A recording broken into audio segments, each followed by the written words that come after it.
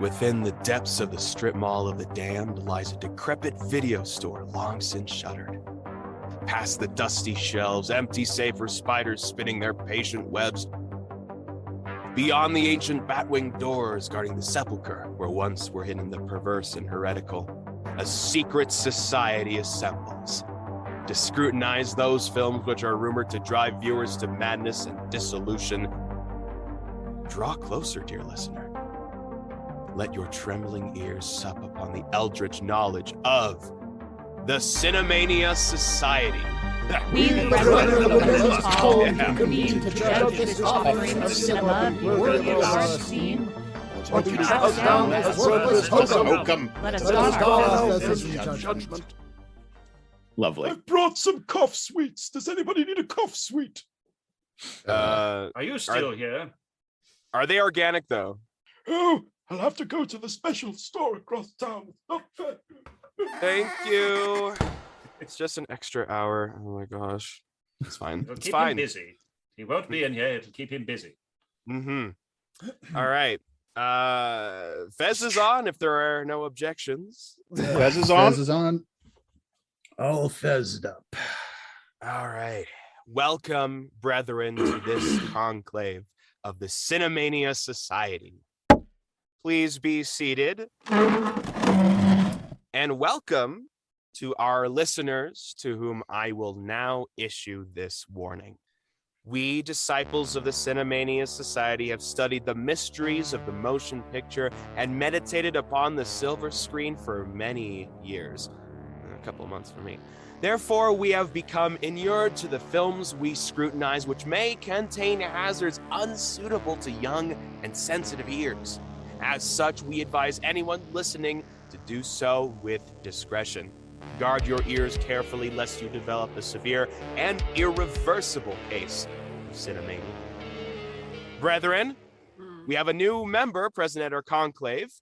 This is... Hold on. That's what I get for ripping a bong with the American flag on it. Brethren, we have a new member present at our conclave. This is Brother Andrea, scholar of San Francisco. Excuse me? Hang on. You're damn right. Hang on. I knew we shouldn't have given them the vote. Women? Americans! Be silent, you contemptible old pudding.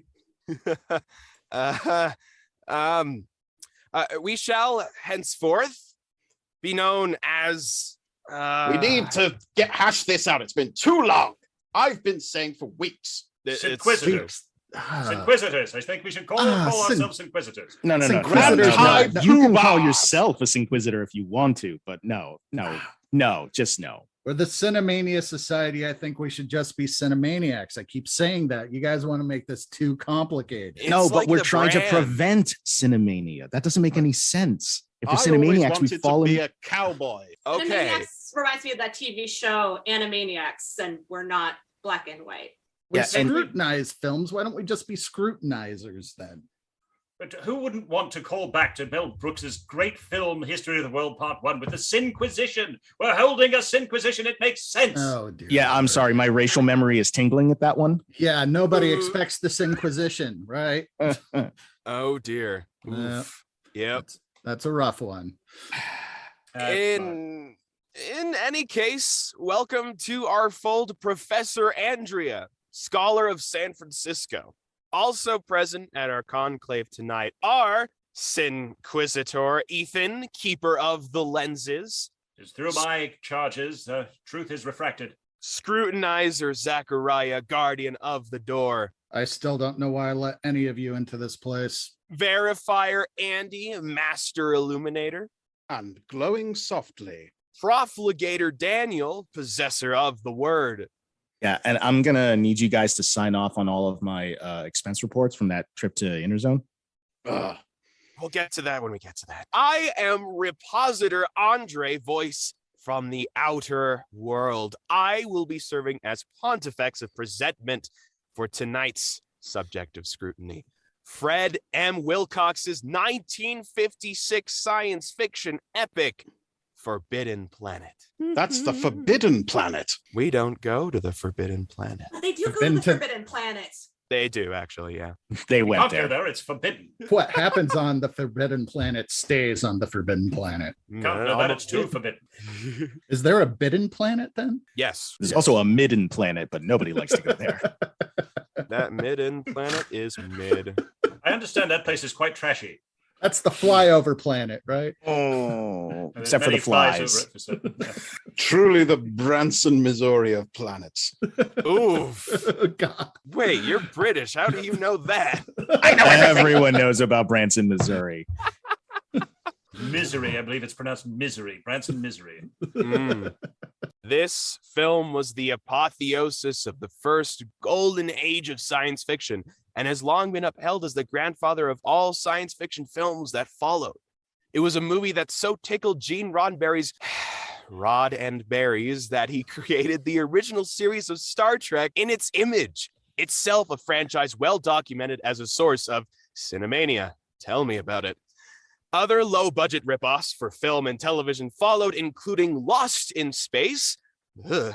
And it is fair to say that this film created in the public an appetite for science fiction movies, which to this day has never been sated. This, Cinemaniacs, is a keystone example of cinemania.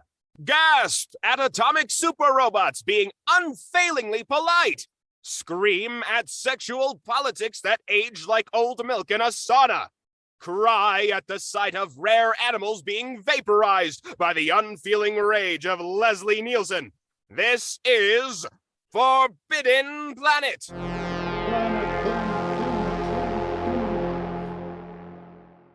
Professor Andrea will act as Mistress Castigator for this conclave. All right.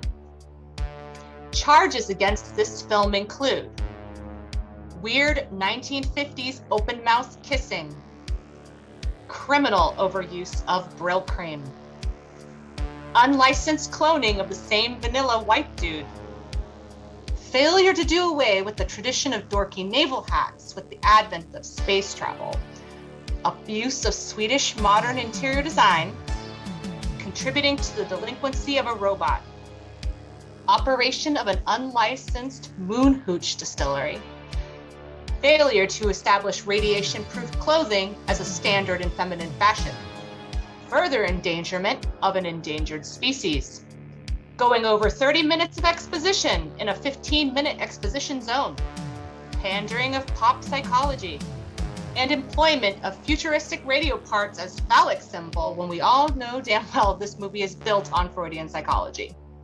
Serious trigger warnings include misogyny, abusive consent, gaslighting, emotional abuse, animal abuse, alcohol abuse, and implied support for eugenics.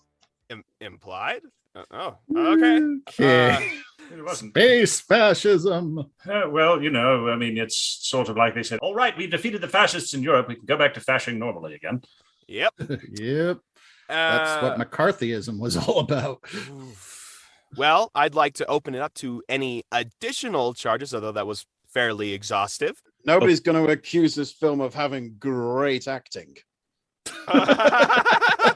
Oops. Well, hang on there. This film did introduce the hardest working robot in all of Hollywood. True. Robby the Robot is not just a character. He is, in fact, an actor. He appeared in, like half a dozen other movies, television shows. He was even in The Man from U.N.C.L.E. He was Yeah, in an that's episode right. of Columbo, as I recall. No, really? He was. Wow. One more thing. I also have an additional charge of maligning the name of the great band Guitar Wolf by using their cousin Space Wolf's name as a derogatory term. That's one heck of a charge. A little time Sooner loopy. or later, you're going to have to let Guitar Wolf go. Never. He's never going to let it go. He's Guitar never going to Wolf. let it down. Guitar Wolf is life. Yes, but the wonders of our advertisements. There you go. Marvel at their goods and services. I do like your 50s Perfect. announcer voice. We've got to use that Yes, somehow. it is. Okay.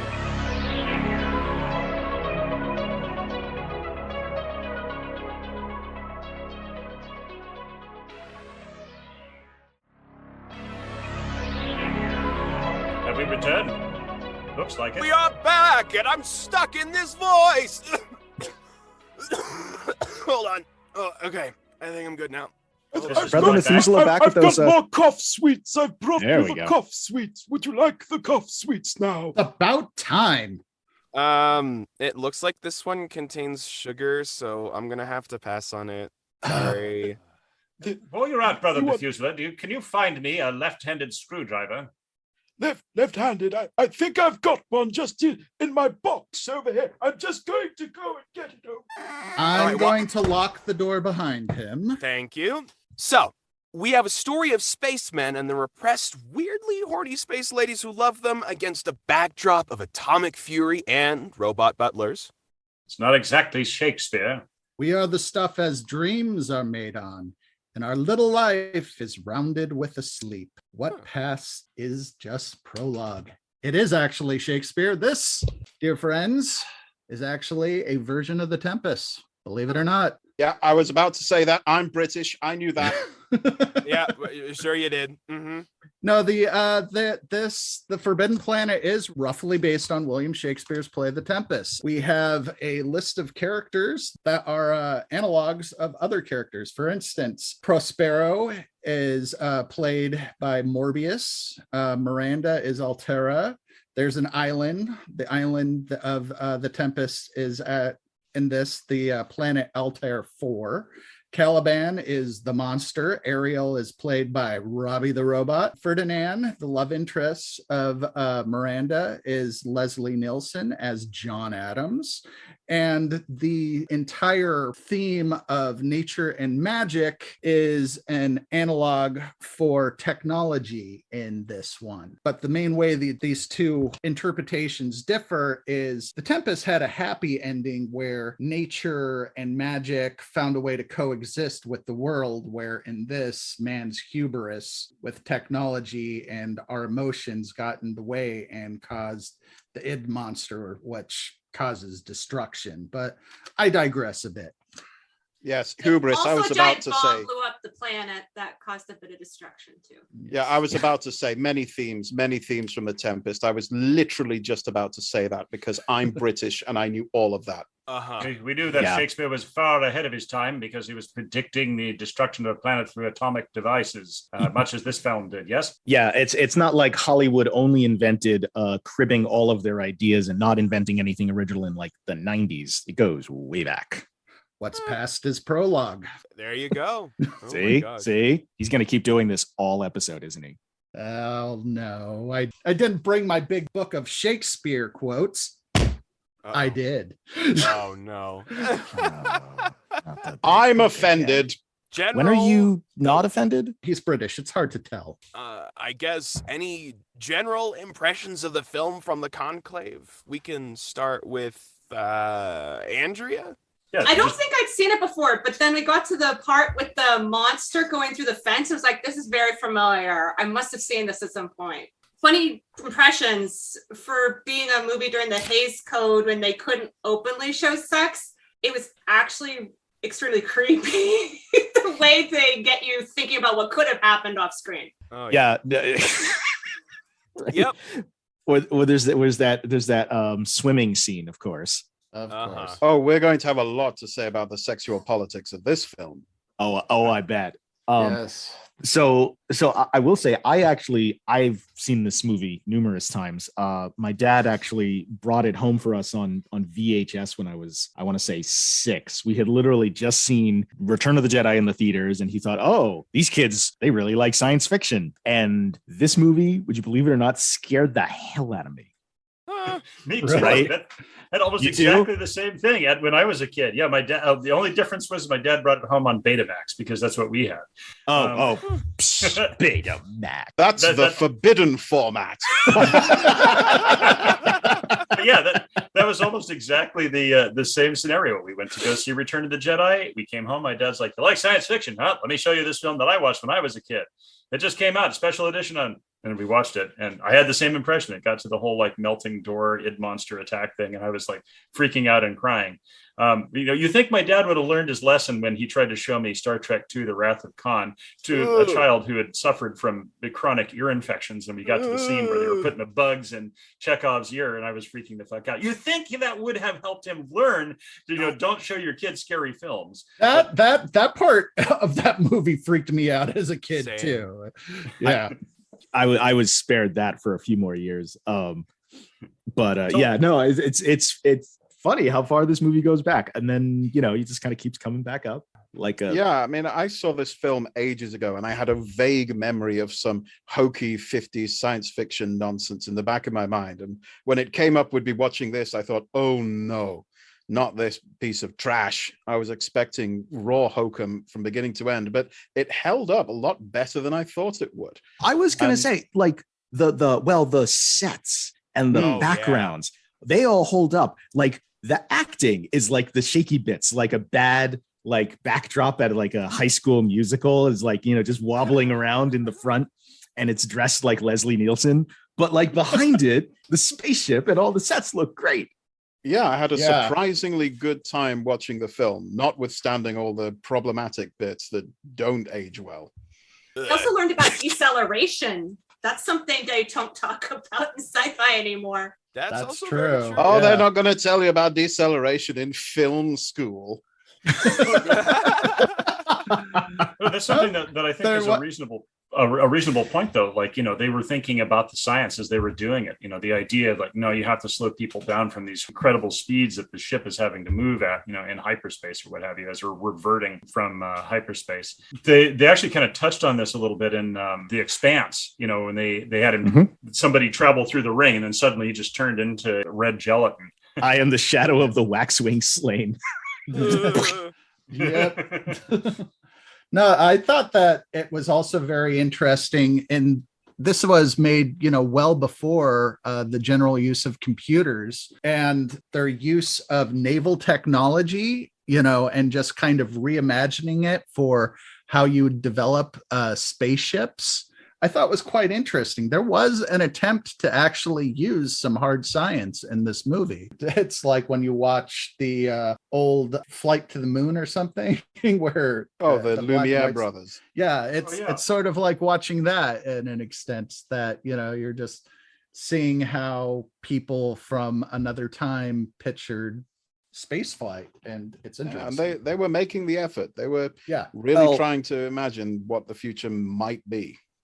At the same time, I feel like they may have made a little too much of an effort. I mean, the script kind of read like it was written by the Imagineers from Disney who designed the set and props. Like every time they see a new thing, it's like, oh, and now this is Robby the Robot, and let me tell you all about his wonderful features for 5 to 10 minutes. And then it's like, oh, and this is a beamer. This is what it does. And oh, this wonderful material that the aliens left behind. Let me tell you all about it. Now shoot it with your ray gun to prove that it is solid. Now do this. Now do that. Like, available now from your Avon representative. Like, it did feel like a low-key ad for Tomorrowland. He does. Yeah, does. They do have a 5-minute sequence where he's just showing the trash disintegrator. Yeah, right, exactly. So it takes you like literally 50 minutes to get to real home of tomorrow exhibit. Welcome science to fiction porn. It's like 2/3 of the movie is that. I think we can agree it's an artifact from another time, and as I always say, past is prologue.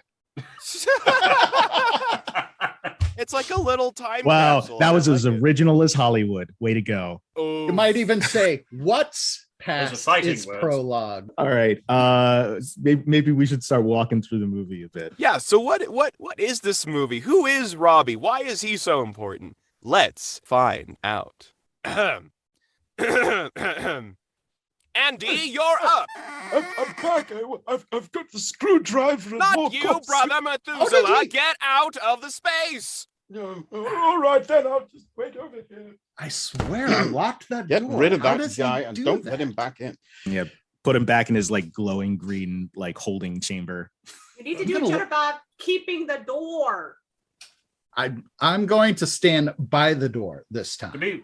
To be fair, I did send him for a screwdriver. All right, people collected in this conclave, it's time to begin.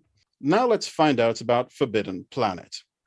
We open on a literal flying saucer approaching Altair. This is the 1950s US Navy in space. The spacemen are looking for a previous exploration party, and as they approach the planet, they're warned to go away by an irritable person we will later learn is Dr. Morbius. Because if you're going to be a super scientist in space in the 50s, you need to have a sinister name. The ship lands, and the planet seems to be entirely deserted. However, a dust cloud in the distance turns out to be Robby the Robot. And here he is, everybody. The real star of the show turns up early on. It's Robby. And it's a pretty remarkable opening. He just appears out of the desert like something from Lawrence of Arabia. Like the bastard child of an ENIAC in the Michelin Man. Well, the whole dust cloud is Ariel from the Tempest, who is an air spirit. So this is another, analogy to the Tempest. Yes, I'm sure you realize that, though. But Robby's not as nimble as Ariel is usually portrayed on stage. I feel really badly for the actor who had to be in that gonk suit. Like, just gonk.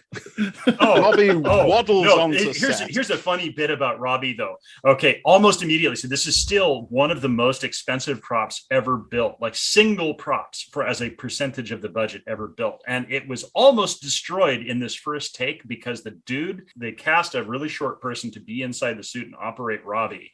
And through his little voice box grill that's like lit up with blue neon tubing, that's where the operator would look out.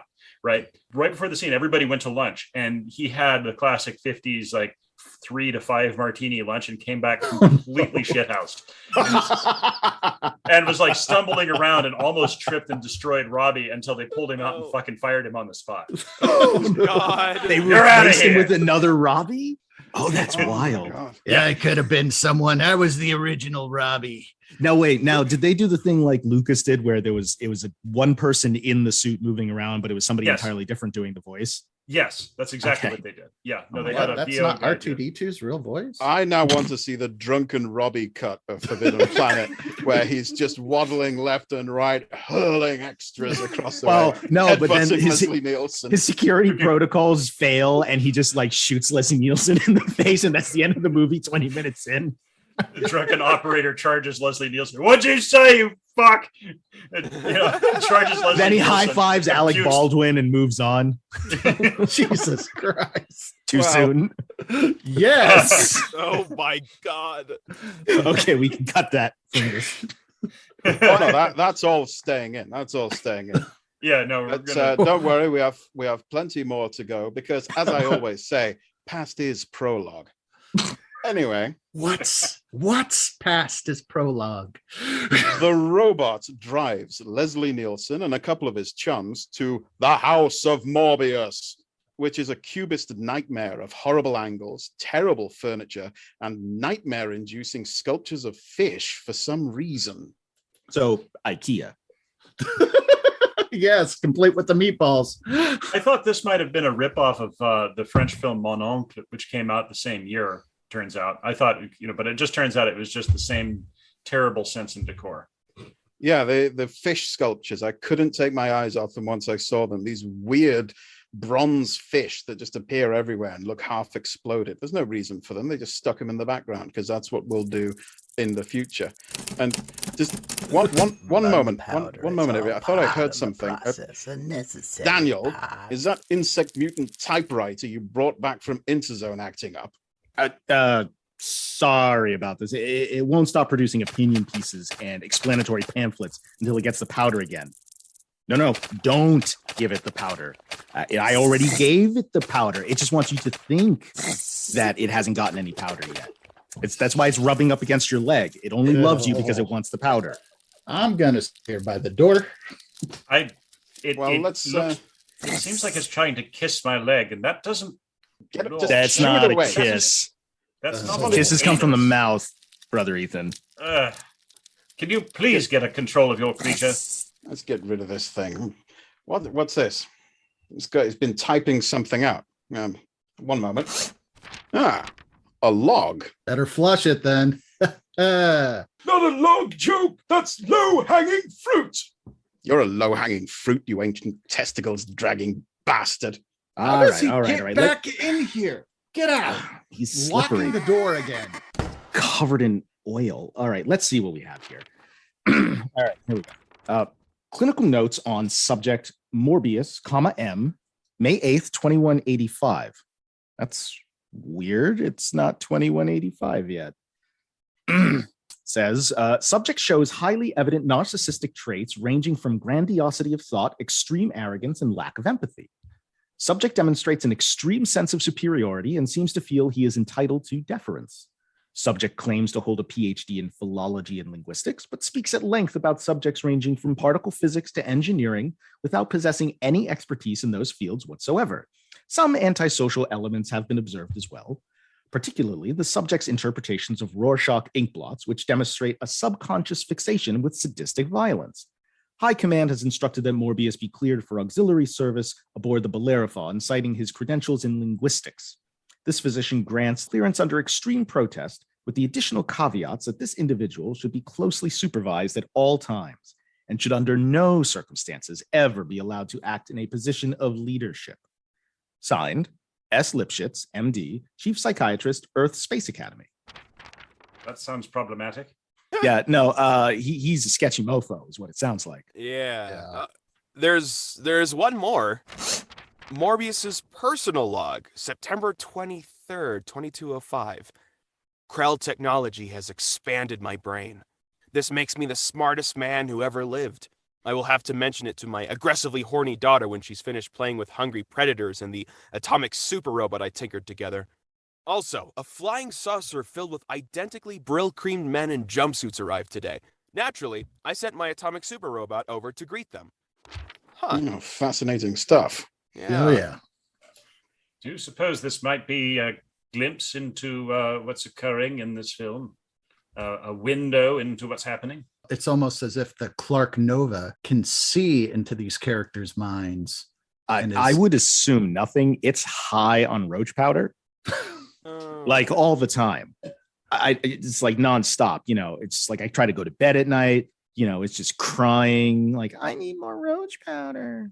Why the hell did you even bring that thing in here? You could have just brought a novelty stuffed donkey home from Interzone or something. That thing doesn't Accidentally talk. Well, that's how I write my diaries. The thing looks like a roach, but it takes roach poison. Is it suicidal? Oh, don't ask about it. Is a history of writer. the Clark Nova. It's not worth it. Strange. If it gets too close to me, I'm going to squash it. Perhaps since it's a writer, maybe we should provide it with a Hemingway solution. Yes. Listen, Nova, don't take it personally. That's they don't a mean little it, all right? drastic. They're just a little close-minded is all right, Nova? It's okay. Now he's talking to the typewriter. Uh-huh. What makes you Anyway. think this thing can even speak? Following Daniel, that, Daniel, have you been taking the roach powder? No. Okay. Why would you ask me a silly question like that? Well, you know what? Security is my job. God's sake, somebody look at his And you're pupils. doing a great job at it. I Where is don't know Methuselah how- after all. Probably right behind me. I think I hear him scratching at the door. Let me in. I'm No, part of this too. you stay out there. No, all right. keep him away. Anyway, everybody, moving on from that unwanted digression. Dr. Morbius claims that the rest of his crew died because some kind of alien force that only he and his wife were immune to did something terrible to them. The men seem more surprised that there was a woman in space for him to marry than anything else. We are introduced to the Doctor's weirdly horny daughter, Altera, who really doesn't try to hide how interested she is in brill-creamed, uptight 50s guys. Altera demonstrates that the wild animals, which apparently are also present on the planet, all do as she says, and is introduced by a ship officer to something the Earthmen call a kiss. She gets the idea that Leslie Nielsen doesn't like her because he wants her to stop tempting his testosterone-fueled band of space wolves with her unspeakable feminine wiles. This is not played for comedy. He has genuine concerns that the men will be helpless not to devolve into eye-bulging troglodytes, turgid from impacted testosterone. And hang on, wait a minute, I can hear it again. Where is it? Is it under the table? Yeah, the Clark Nova says it is something else, actually. This one looks like an entry from Altera's diary. Let me see that. It's a typewriter. How did it manage to dot all the I's with cartoon hearts? No idea. You just read it. I thought Lieutenant Farman seemed dreamy at first, but this kissing thing sure didn't live up to all the hype. He clearly enjoyed it, but I found his lips puny and flaccid. Thoroughly unsatisfying. Maybe I should try it with some other members of the crew. Captain Adams showed up to grump at me about the kissing. I don't know why. Maybe he wanted to kiss Lieutenant Farman. Now, he also doesn't like how I dress and wants me to keep away from the crew. Maybe if I dress and act like a crewman, he'd be nicer to me. Who doesn't like miniskirts? Honestly, I was so confused by all this that I immediately went to discuss it with my father. I showed him the miniskirt and told him in graphic detail about all this kissing stuff. I couldn't quite put my finger on it, but father seemed disturbed. I wonder why. No doubt. Yeesh. There's another. Looks like a log entry again. This one, from Leslie Nielsen. Here we go. Captain's log supplemental. I ordered the ship's medical officer to up Lieutenant Farman's saltpeter ration after I caught him fraternizing with one of the locals. Farman still hasn't fully recovered from his case of Capellan chlamydia, and it would be unfortunate if our ship was to be the cause of yet another outbreak. The last colony we infected had to be sterilized from orbit. The only way to be sure. Yeah. Woof. Yeah, imagine just a ship full of Captain Kirks. That's what we're dealing with here. Yeah. That is the Navy, after all. Well, I mean, you can see it in the very first scene. Like, Leslie Nielsen effectively invents the Riker pose. Oh, they really don't does, even question it. It's just assumed that all these men trapped in a flying saucer are naturally going to just devolve into horn dogs. There's no sense of propriety in these people at all. No, Once again, and of course, it's Altera's fault. Once again, Space Wolf, not to be associated with the band Guitar Wolf. All right. Oh, one day you're going to have to Duly let them noted. go. No, I'm listening to them on my headset right now. I thought perhaps you were making a Warhammer 40,000 reference. Lord. Okay, I don't know if this thing is humping or sucking my leg, but either way, let's skip to ads real quick, shall we? Here, I'm going to get it with my book. Thank you.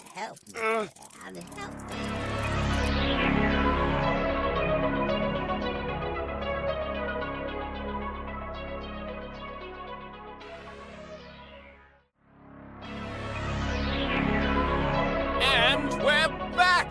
And it keeps happening. I'm sorry. Hello. Okay. I've got cough pastilles. Let me in. Do you want them? I'm good. Have you wiped the oil off yourself? Are you send me away again? Are you dressed? He is wearing his robe and his fez, but it does appear that he You has cannot closed come his in robe. until you are dressed and clean like a normal person. My clothes have rotted away over the decades. All right. Well, disgusting. You think you can pick up the next part of the plot, Zach? All right, here. I'm going to lean against the door. I'll read. Despite the warnings of Morbius, the crew intend to stay on the planet until they can work out what is happening. They then have to put up with the complaints of Morbius, followed by the vague threats of Morbius. The men leave. They intend to signal Earth for orders as soon as they can get their equipment set up. That night, the soda jerk they have aboard the ship for some reason decides to go on a walkabout and encounters Robby and introduces him to the concept of hard booze. Later that night, something approaches the ship. It is invisible and manages to slip around the ship and sabotage some equipment.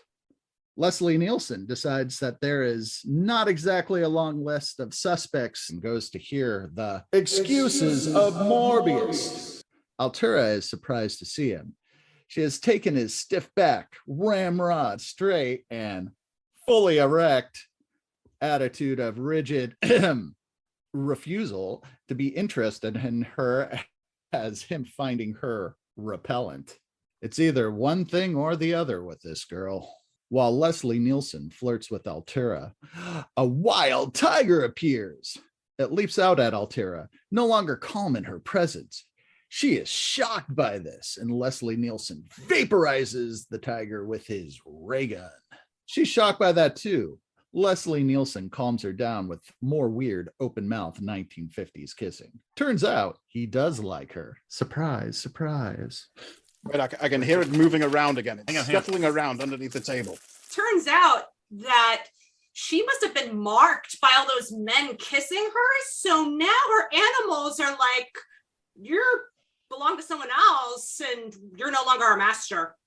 Sorry. Is that how it works? That sounds reasonable. I didn't see Leslie Nielsen hike up a leg and just spray, but it could have happened. There is something to be said about the 1950s moralism, here, where they're saying that, this was perhaps, I think, a Hays Code reference to virginity, because, the animals will only be kind to a female virgin after, then they no longer recognize. That's the forbidden kissing. Well, I mean, in point of fact, when they say the forbidden planet, they don't just mean the planet. She is the forbidden planet. And she has forbidden planets, I believe. Does she do? I even had a film professor tell me about this. It's a long story. The forbidden dance. Isn't that just for reference? The lambada is the forbidden dance. That's what it was. The lambada. 90s style twerking, right? Right. But Professor Andreas is right on with this one. Mm-hmm. It is an analogy that virginity is lost even through just the act of kissing. I mean, the moment that she looked at them funny, it probably was just out the window. Well, it's not just kissing. It's open mouth with 1950s kissing, which is more or less just smashing your maws together aggressively. Yeah. I mean, it really just looks like a headbutt, but they missed. Yeah. Or maybe, and bear with me for a moment here, maybe it's a fucking tiger. That's a wild animal, and this was inevitable. She was gonna get Siegfried and Roy sooner or later. Well, maybe she was just irritated by the sound of their teeth clacking together when they kiss. Such an awkward kiss. It's so Profligated Daniel, can you please get your beast under control? This thing is, it won't leave my leg alone. But it's another diary. We need a better working Jesus relationship. fuck, that thing's just jonesing for another fix. Why can't you see it?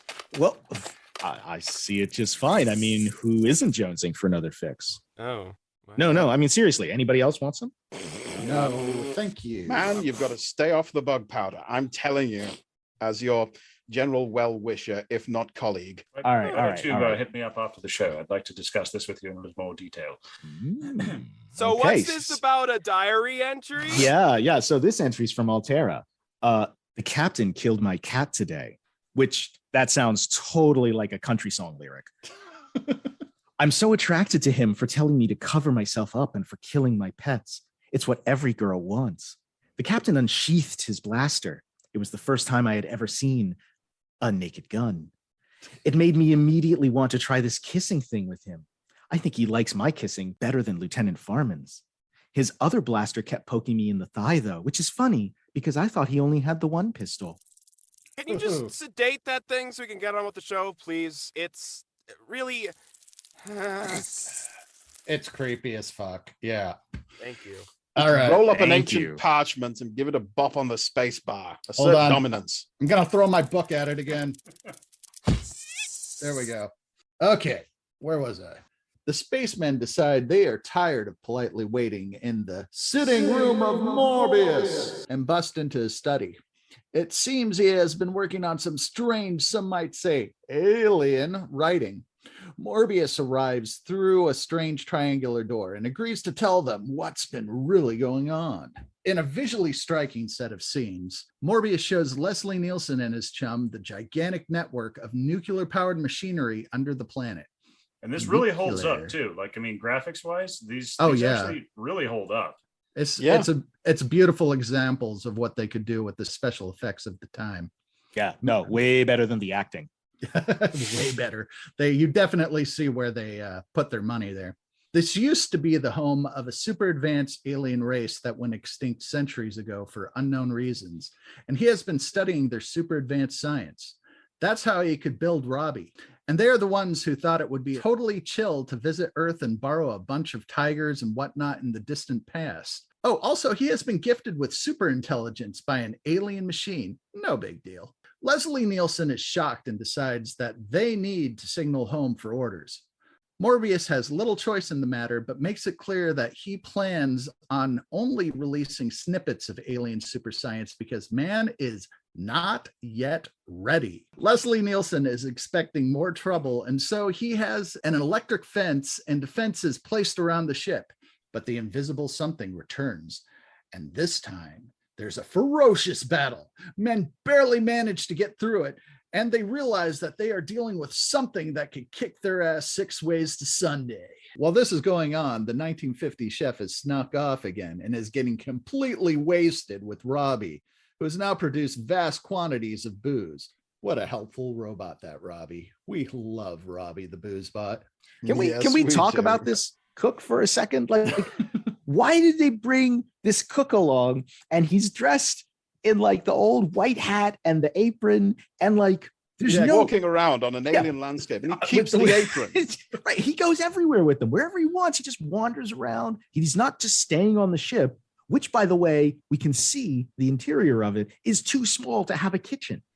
That is true. Well, galleys were often sort of knock together affairs in the middle of everything else. But I believe, you make a good point about the sartorial choices for this chef.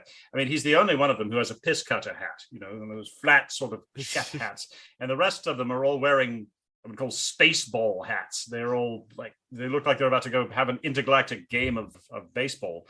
Definitely not cricket. No, but yes, you make a good point. He wanders drunkenly around the planet looking like an extra from Happy Days. And the booze that he has him make too is Kentucky bourbon.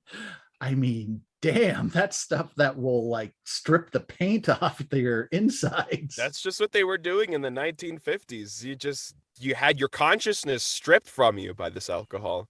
Yeah. The 1950s were a time of heavy drinking, but I mean, even for the 1950s, sailors are known for drinking. Maybe that's how it used to be, but do remember, past is prologue. What's past is prologue? What's past is prologue? God damn it, that thing just licked my ankle. It's scuttling around down there. What the hell is it doing? Well, that looks like another entry. Oh, it's from Adams this time, or Leslie Nielsen. Oh. Captain's log, I bravely ordered crewmen Jones and Smith to attack the invisible monster point blank with their long-range blaster rifles, exactly according to Academy teachings. Neither survived. Space tactics for dummies might be obsolete at this point. In any event, the odds of victory were improved when the ship's cook returned with 60 gallons of whiskey that he found somewhere. I am ordering a half-gallon per man to fortify them for the next totally pointless fight. See, now he's starting to sound like Kirk. Yeah.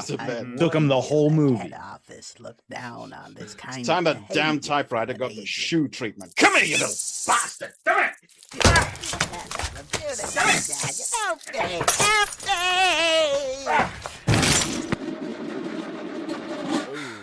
I guess that should do it. Yep. Oh, Nova. Would you look at that mess? There's ichor sprayed across half the restricted room. Brother Methuselah! Get your ancient carcass in here! Yes, I'm here. What's the matter? Get the mop!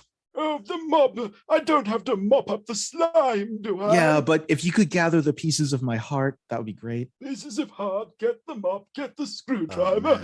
Feel like a bloody bartender. Move yourself. Oh, actually, a gin and tonic too. That would be great. I'll take a rum and coke. I like that idea. Yeah. This off. While Brother Methuselah cleans mutant bug guts off the projector and mixes us some really nice drinks, we should just... fuck it. We're going to commercial, everyone.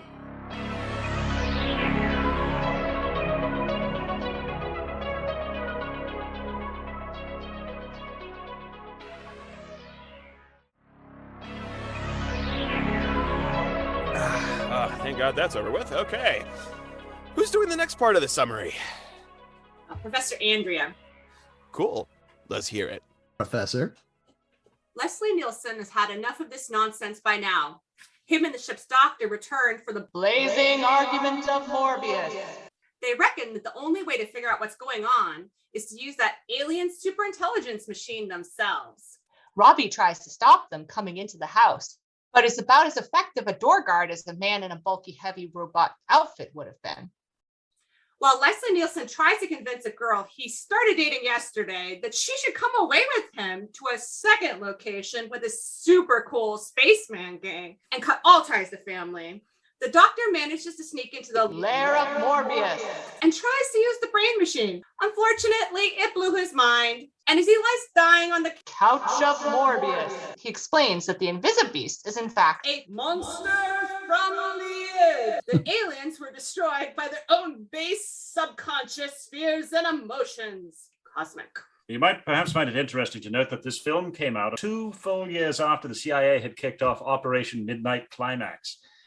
Which, given that it's the CIA, it could not possibly have been content with the half-decade they'd spent fucking around dumping mega doses of LSD into the martinis of random people. No, they actually had set up a secret brothel in San Francisco, kidnapped strangers off the street, filled their heads with acid, and then would film them having sex with prostitutes who were also dosed with LSD. Because fuck you, they're the CIA, stop asking questions, curiosity kills the cat. Dibs on Operation Midnight Climax as a band name. Oh. Damn it, beat me to it. Morbius arrives and refuses to believe all this talk of invisible id monsters, which on the face of it is quite a reasonable attitude and is definitely not a textbook example of psychological denial. However, now the beast comes to attack the house. Nothing can stop it, not even Robby, who decides now is the time to have a divide by zero error over the whole affair. Realizing that the end is coming and it's all his own dumb fault, Morbius concludes that the alien machines have to be destroyed. Accepting the apologies of Morbius. Leslie Nielsen pulls the lever and sets the whole shebang to self-destruct. Getting away just in time, the crew are able to witness the destruction of the planet firsthand. If it wasn't forbidden before, it bloody well is now. Yeah, but I don't get it. Look, it's a simple story. Bunch of boys meet girl. Girl likes boys. Boys start kissing girl, which annoys girl's father, who deploys atomic super robot to defuse a situation. Boys insist on penetrating the forbidden lair. Invisible id beast remonstrates on the matter. Boy vaporizes tiger. Girl kisses boy. Doctor admonishes girl. Beast attacks everyone. Planet explodes. Simple. Oh, okay. It's a tale as old as time, just as the bard intended. Judgment. Let us move to judgment. Yeah, it's about time for some judgment around here. I haven't been exercising very good judgment lately. Yeah, whoever picked this film was not exercising good judgment, I think. Oh, well, I don't know. I mean, there's a lot to be said for this film. As we've said before, the special effects, the visual style, it's worth watching for that. Let's mention that visual style. Did anyone else notice that the insignia on all of the spaceman hats kind of looked like a sperm? I didn't need to notice that because I just knew you would. And did anyone else notice that all of their neutron beam guns looked like marital aids of some variety? Oh. Come again? Their guns looked like vibrators, okay? I thought they looked more like Coke bottles.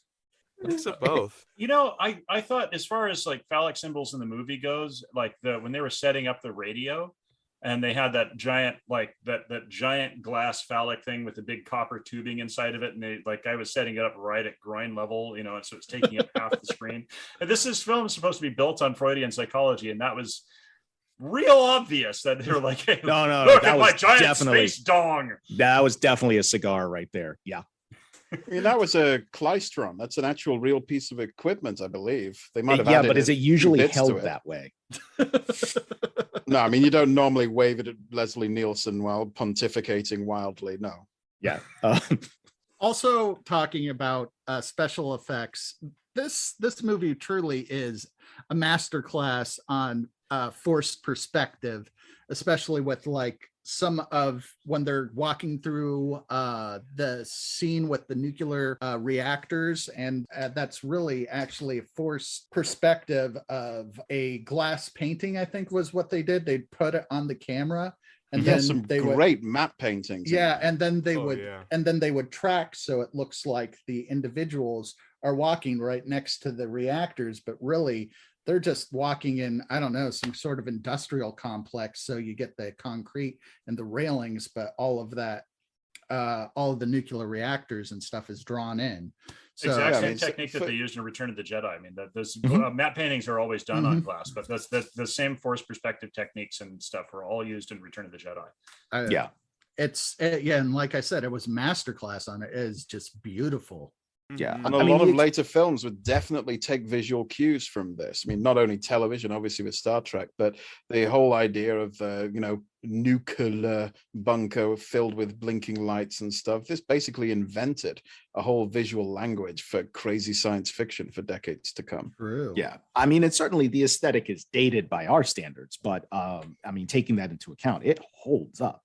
It Yes. still looks incredible. Like my jaw was on the floor when I was rewatching this with y'all. Like I was just, wow. This is why I always say that I love and can rewatch anything that has practical camera effects, again and again, other than something from the 1990s with CGI from the time, which just is so corny and cartoony looking. Dragonheart. You don't like a piece of face? I Oh never my liked the your face. Me a punch of your face. I was curious Okie doke. why all of the underground stuff looked amazing, but there was nothing on the surface. Like the half of the built above ground gone completely. The part below ground, perfect. How? Science. Because obviously the Tempest, you got a desert island. They obviously thought, desert island, desert planet, True. desert. Let's just make the whole thing a great big desert. We're so clever. And I mean- then George Lucas goes, deserts, huh? Oh my God. I mean, true. Yeah. But also when it comes to the science of the actual Altair, the star, or rather the 7-star system, the white dwarf. So I have a subscription to White Dwarf. Oh God. Are we talking about the original actor inside Robbie again? Wow. Sorry, you were trying to school us on the actual astronomy. Let the science man Please. speak. Yeah, sorry. But yeah, no, this is it's interesting because also it's very close to us, but the way that it's set up, it would burn away any sort of ozone layer. It's just funny because that's what would give us a desert effect that would really kind of scorch the surface, but at about 3 times the distance that the Earth is to our sun, you could form liquid water, but would you have an atmosphere? We'll see.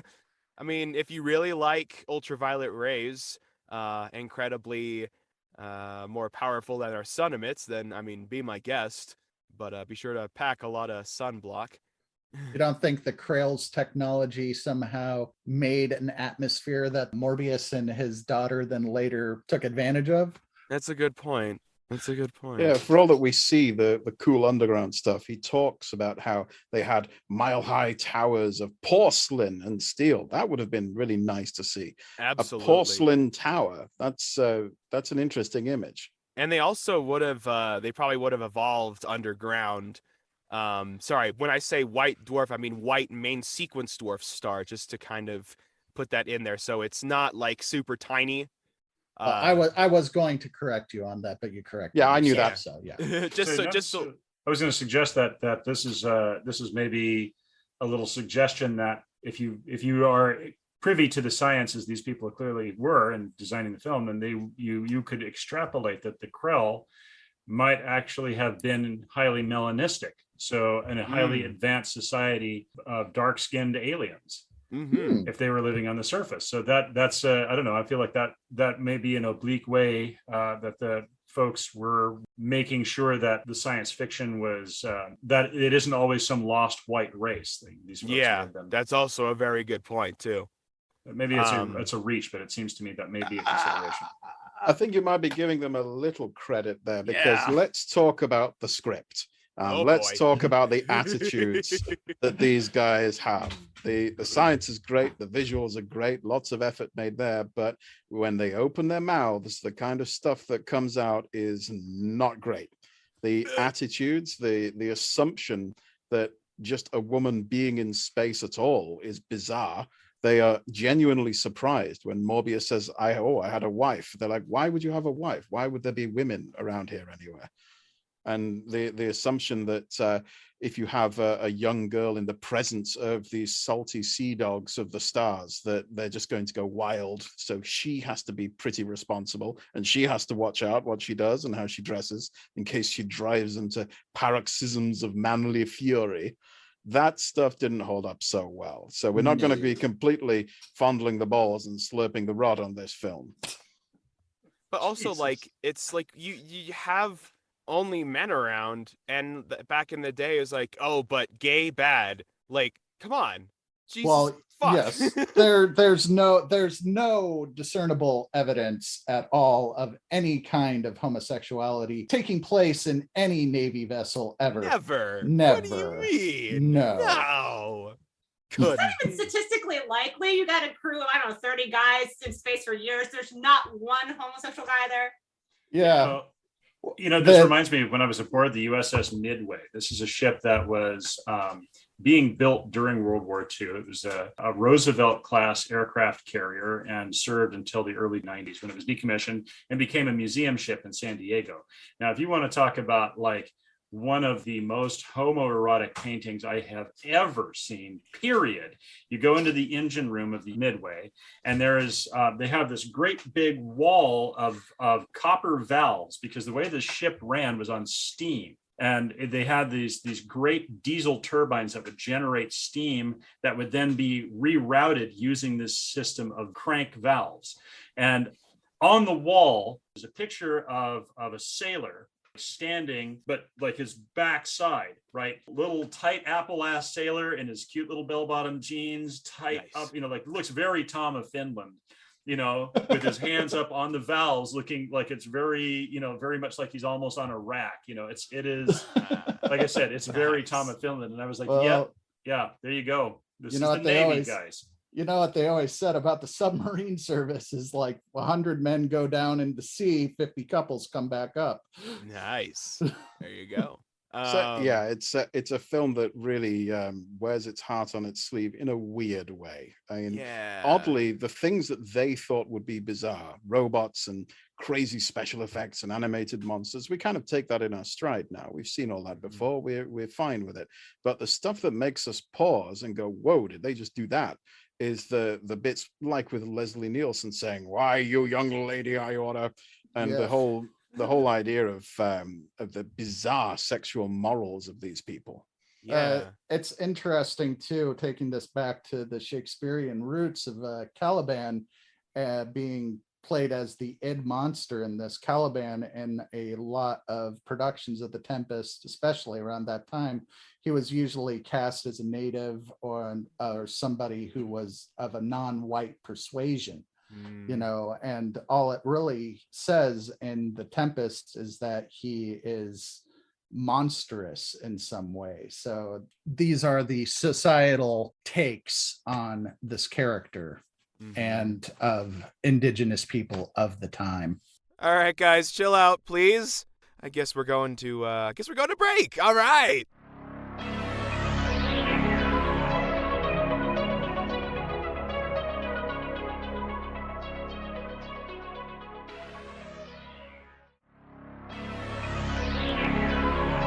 All right, we're back. We're feeling okay. Everyone's good? All good? Cool. Let's get back into this 1956 science fiction movie, Forbidden Planet. Well, we've had a lot of fun riffing on this film, but like I do always say, past is prologue, and we're going to have to render judgment.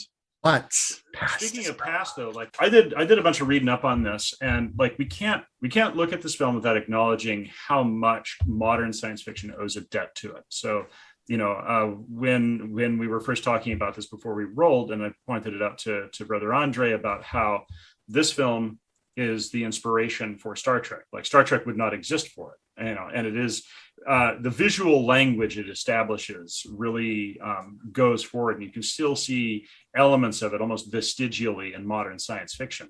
But what this was like sort of the culmination of a whole bunch of other science fiction that had begun to rise after World War II up to this point. You had this whole 10-year period where people were like thinking about like, okay, we just fought this major technological war. We had people who were doing stuff in submarines underwater, and we had these great big planes. And so like the visual language of the 1950s was just sort of an extrapolation of the looks of war machines from World War II.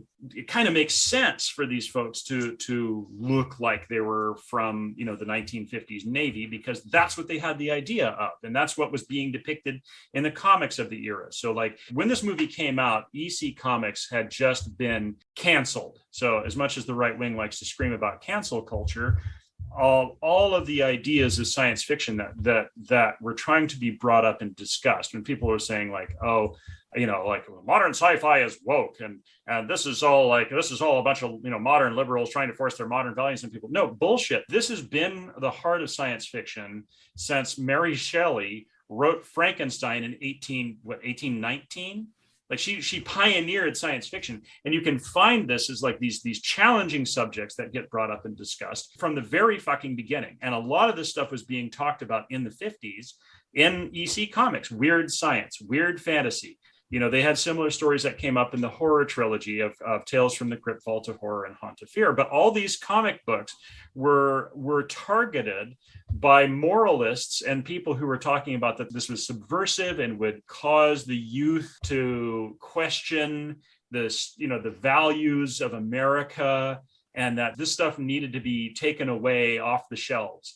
And so we're seeing a lot of the same, a very similar kind of push that we saw in the Reagan era against music. They hauled Frank Zappa and Dee Snider in front of the Senate and shook their fingers at them. Like we saw these same movements. We saw the same thing happen. Like you go back and you read the very first issue of Weird Science, or actually one of the very first issues of Weird Science. They have an absolutely scathing indictment of bigotry, but set in like the 2200s. You see this so repeatedly setting the stage for stuff like Star Trek. And intellectual thought. So what you're saying is science fiction has always been a woke culture ass wagon. So, Well, I mean, yes, I think that this movie, you can see it here very clearly because of the reaction. I think in mainstream science fiction, it took a big ass step backwards because of the reactionary folk coming at it. It did. Like you can see it in a lot of science fiction in the 50s. It feels very unwoke. And like even by the standards of like the 80s. It turned into like a bunch of monsters, like, taking the woman and that's the thing. They sucked a lot of the innovation out of the genre to make it more about like you're saying, that it was like, it's just another way of doing monster movies and adventure movies where the action man is the hero and he's going to save the woman from the thing, except they have laser guns, right? And they recovered. And I think Star Trek is one of the ways that it really recovered. It did. Absolutely. Yeah, no, you nailed it. And you have to, that's one of the other reasons why Star Trek was successful, was because you had a woman entrepreneur in the form of Lucille Ball taking a gamble on it and saying, no, fuck you. I'm going to make this show because I think it has meaning. I think it's important.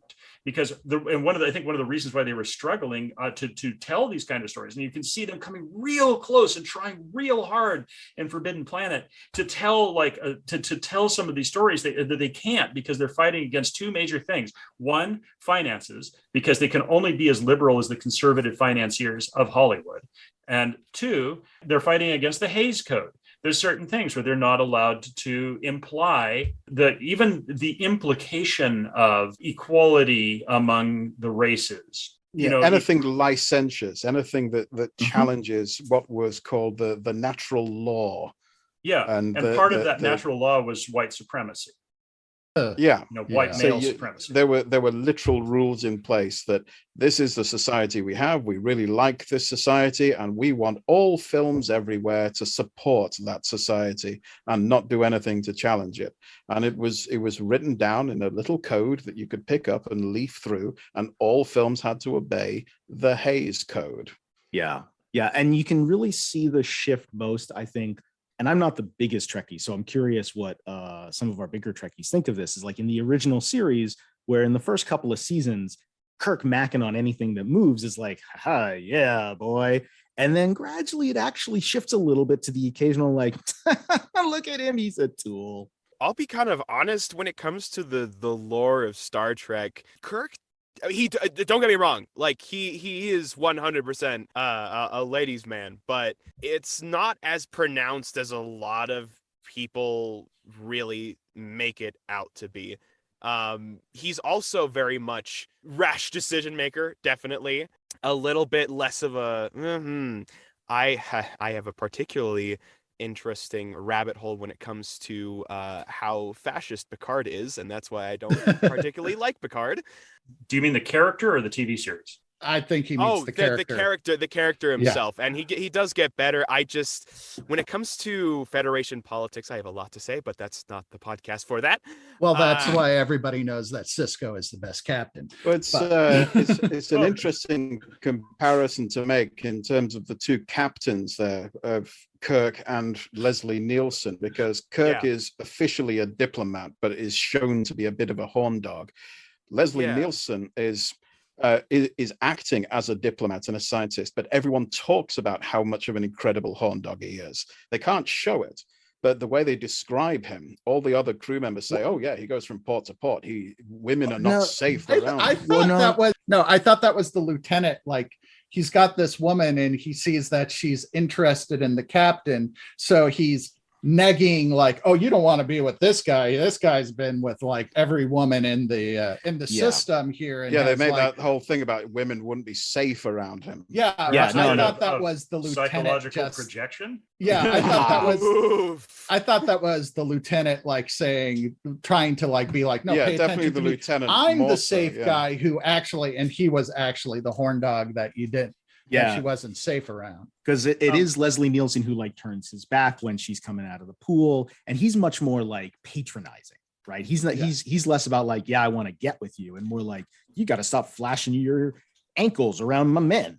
Yeah, they're all gonna like bust a nut. That goes after her at the end. I mean, they want to portray him as a womanizing Kirk-esque captain, but obviously they can't.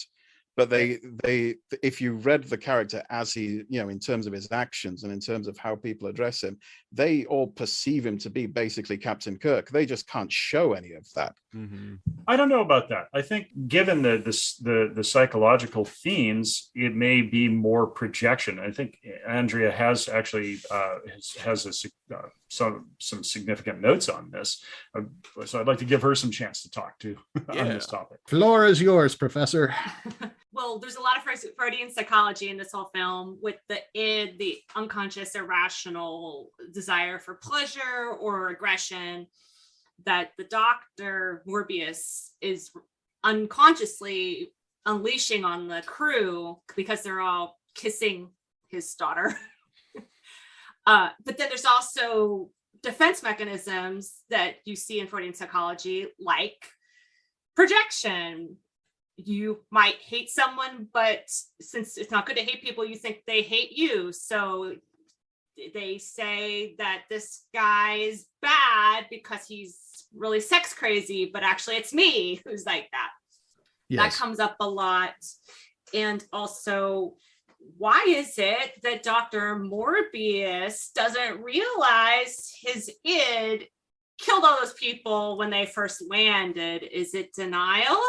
A defense mechanism also? Yeah, there's that weird scene where Morbius says, I'm having this strange intuition that something's going to come for you and destroy the ship. Right. Like, what, he's supposed to be a man of science, and he's having weird dreamlike intuition states that he just doesn't question. He just says, I just have a feeling that something bad is going to happen to you. And dreams, actually, in Freudian psychology, are a way the unconscious desires manifest themselves. Yep. The Morbius is asleep when the monster originally attacks as well. I had assumed that it directly came from his sleeping mind. Did anyone else?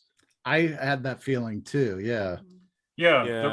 That's a good point. Kind of talking, like you said, Andrea, about the manifestation of the desires of the id in dream. It's that I mean, they kind of do it clumsily again because there are certain topics they can't talk about. The Freudian psychology really deals with a lot of sexual topics, and they weren't really able to discuss that in general in public, but in particular in cinema at the time. But no, I think you hit the nail on the head. I mean, they're trying to represent stuff in Freudian psychology, both textually and subtextually. Like the textually stuff being talked about the monsters from the id.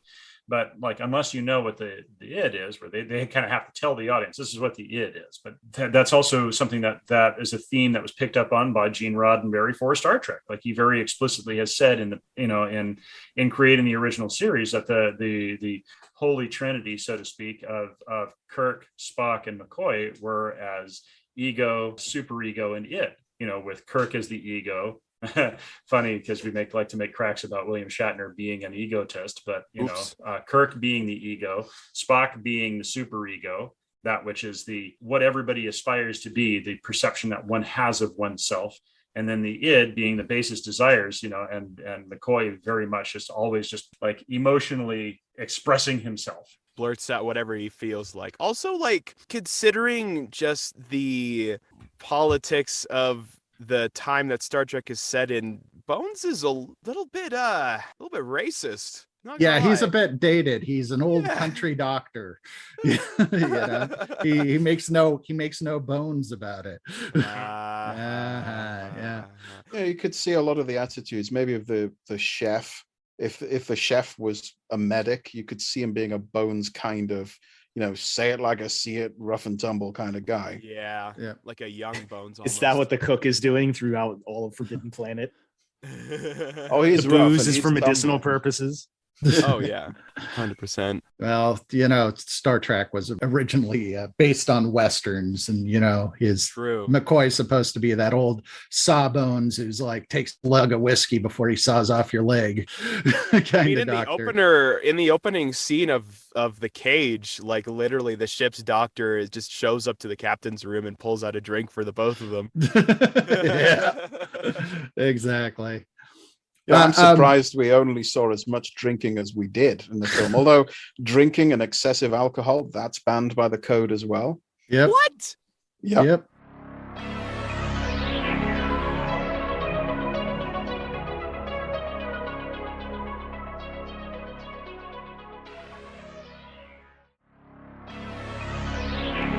Did anyone else, just speaking of psychology in the film, like I mentioned earlier, the reason that this doesn't have the happy ending that The Tempest has is because of man's inability to tame its own id and desires to master technology for an enlightened purpose.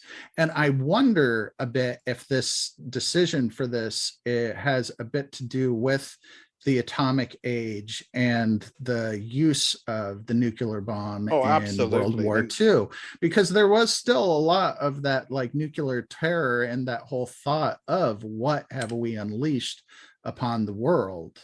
Everybody who made this film had seen the atom bomb go off 10 years before. Mm-hmm. So that's got to have been part of their thinking.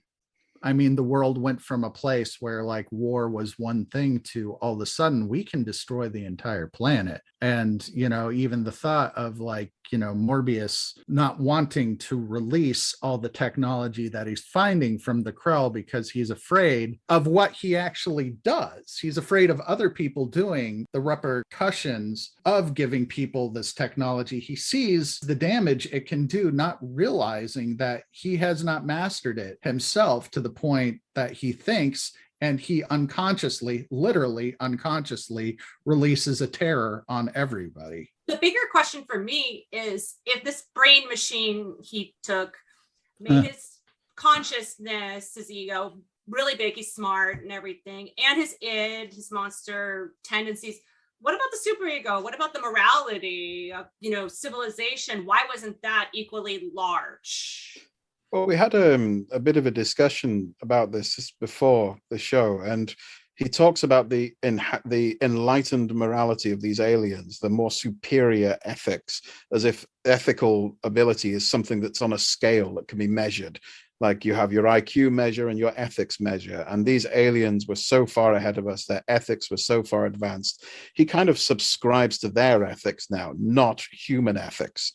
So his superego isn't even thinking in human terms, I would say. He's thinking in these sort of galactic alien terms. Well, coming from a structural standpoint, going, and this is kind of also some of the stuff we discussed with Trash Shaman during the episode on the shout, is that you've got these three ideas of superego, ego, and id, but you can also look at them structurally in the brain. The superego being the manifestation of the prefrontal cortex, which is downstream from the amygdala, but can be hijacked by the amygdala. That's your monster from your id. The lizard brain, the thing that's just like immediately go, satisfy these base urges that need to be satisfied: hunger, safety, sex. And remember as well, this is the 50s. Massive technological advances had just been seen. Color televisions were appearing everywhere, refrigerators, cars.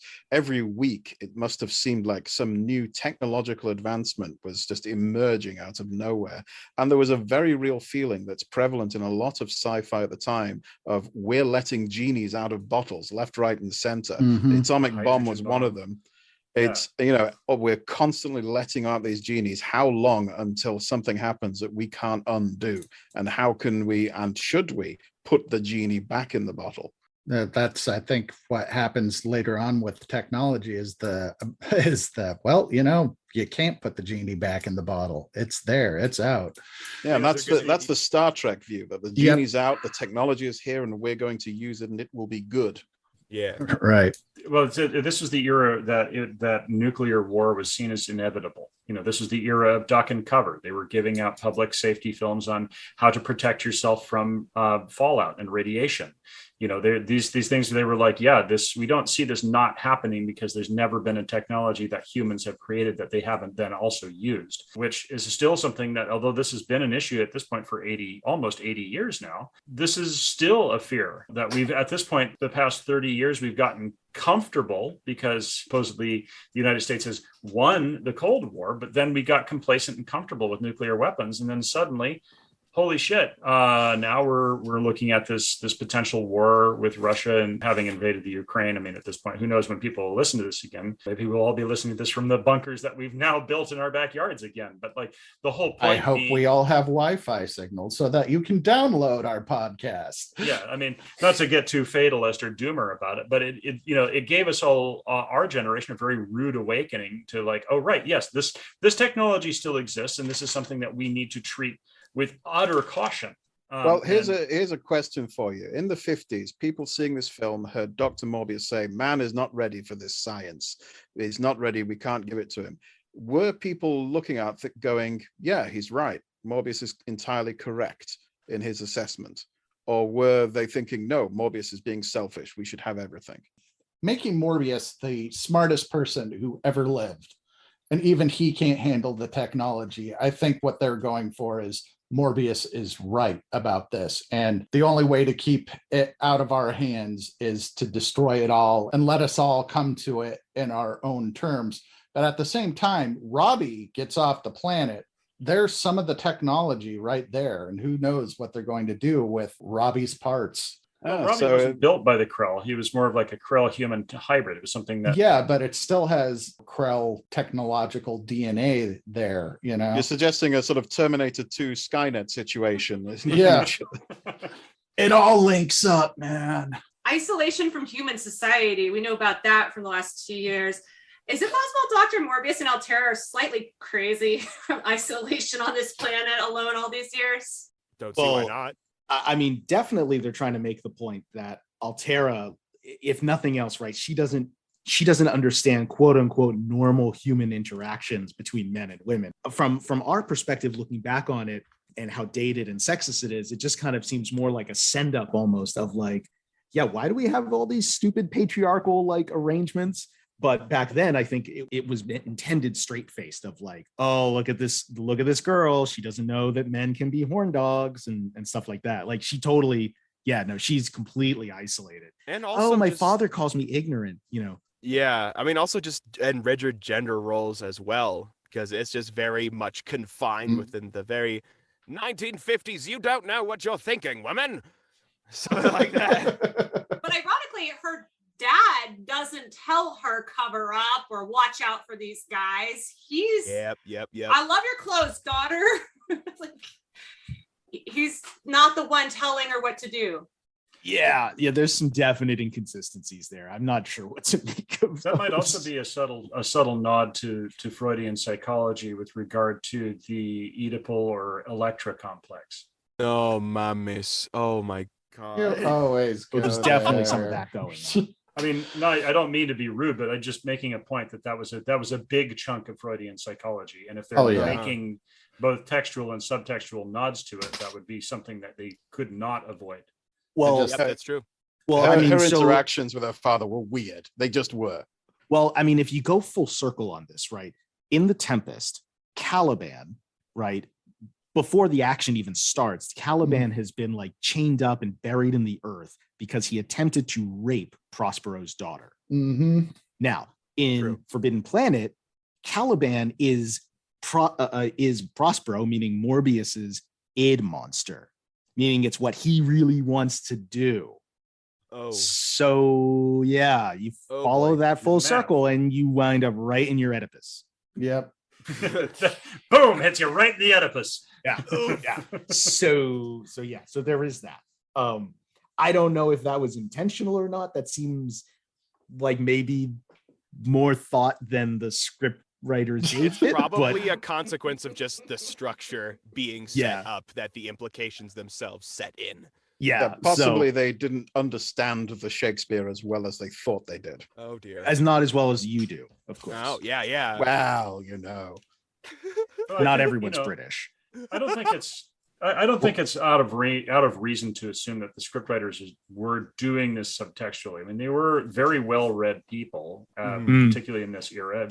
I'm just making the point about that. Like there's stuff they could say, there's stuff they couldn't say, and there's stuff that they probably wouldn't say for taste reasons, but they would want to hint at. You're going to have multiple layers of audiences. You're going to have the intellectual crowd who are going to get it. Who are going to do what we're doing and analyze the Jesus out of it. And there's other people going to be like, "Hey, hell, check out that robot and them ray guns. They sure were cool, weren't they?"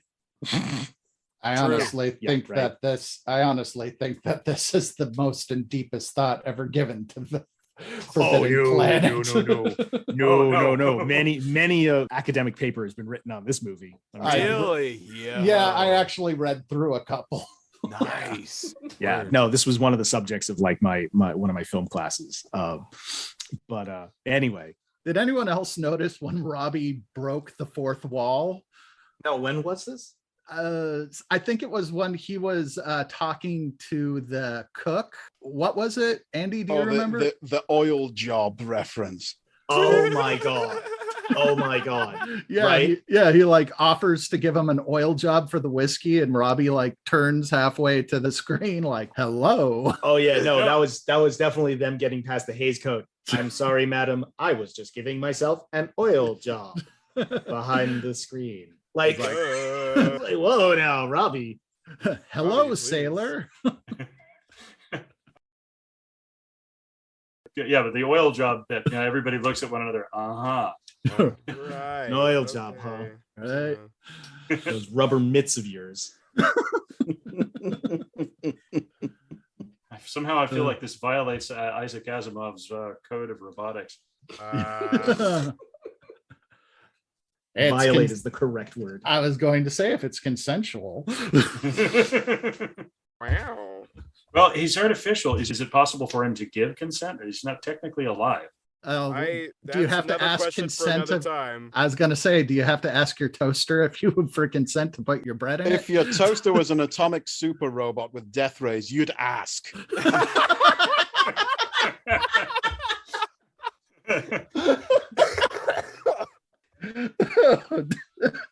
I don't know. They say Robby's just a tool. Oh my god. My father actually has a Robby the Robot model, and he did have interchangeable mitts. Like you could change the mitts for a little set of claws, and who knows what other attachments he might have for those. Oh boy. Like Data once said, I am fully functional. Oh. But yeah, I don't know. Andrea, Andre, any other thoughts on this before we move to judgment? No. I'm ready. Okay. Let us judge this film. Now it is time for the judgment. Inquisitor Ethan, please present your judgment. I judge this film guilty. I judge it guilty. Guilty of having caused Cinemania and for having birthed the terror that is Star Trek and driven thousands, nay, millions, mad with desire for science fiction and birthed thousands of other episodes of things. We have conventions happening around the planet with people dressing up as these fools and as if they're going to visit space. Ridiculous. Fashion crimes alone. Scrutinizer Zachariah, what is your judgment? As beautiful as this film is visually, I have to give this movie an entire flying saucer full of problematic grandpas. Guilty.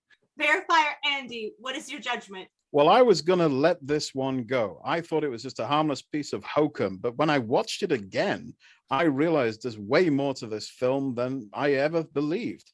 There's a lot of deep themes and deep stuff going on, and we can't be having that. It's definitely guilty.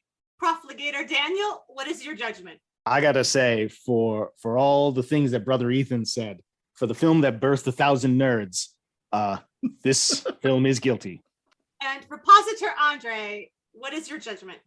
For the heinous crime of spawning Star Trek, creating the original series, thus spawning the next generation, thus raising me on the next generation, and thus granting me an unhealthy obsession with Commander Riker, I deem this film guilty. And you, Professor Andrea, what is your judgment? For inappropriate use of the Hays Code to make an extremely creepy and sexual movie that's not supposed to be sexual, I make this film guilty. Definitely. Excellent. Yes, Yeah. I concur. Many charges one could bring against this crime of cinema, this filmic felony, if you will. Sorry to surprise you once again, but we can't deconvene our conclave because once again I've invited a special guest. I'll break out the guest fezzes. Special guest fez. tassels. Has everybody heard of Tim Russ? Oh, I've heard of him. yes. Yeah. Yes. Tim Russ. The Tim Russ of speaking of Star Trek. The guest is waiting outside. He keeps telling me to live long and prosper, but in like a sarcastic way. It's such a judgy thing to say. Scrutinizer Zachariah. Let me get the door, that being my title and all.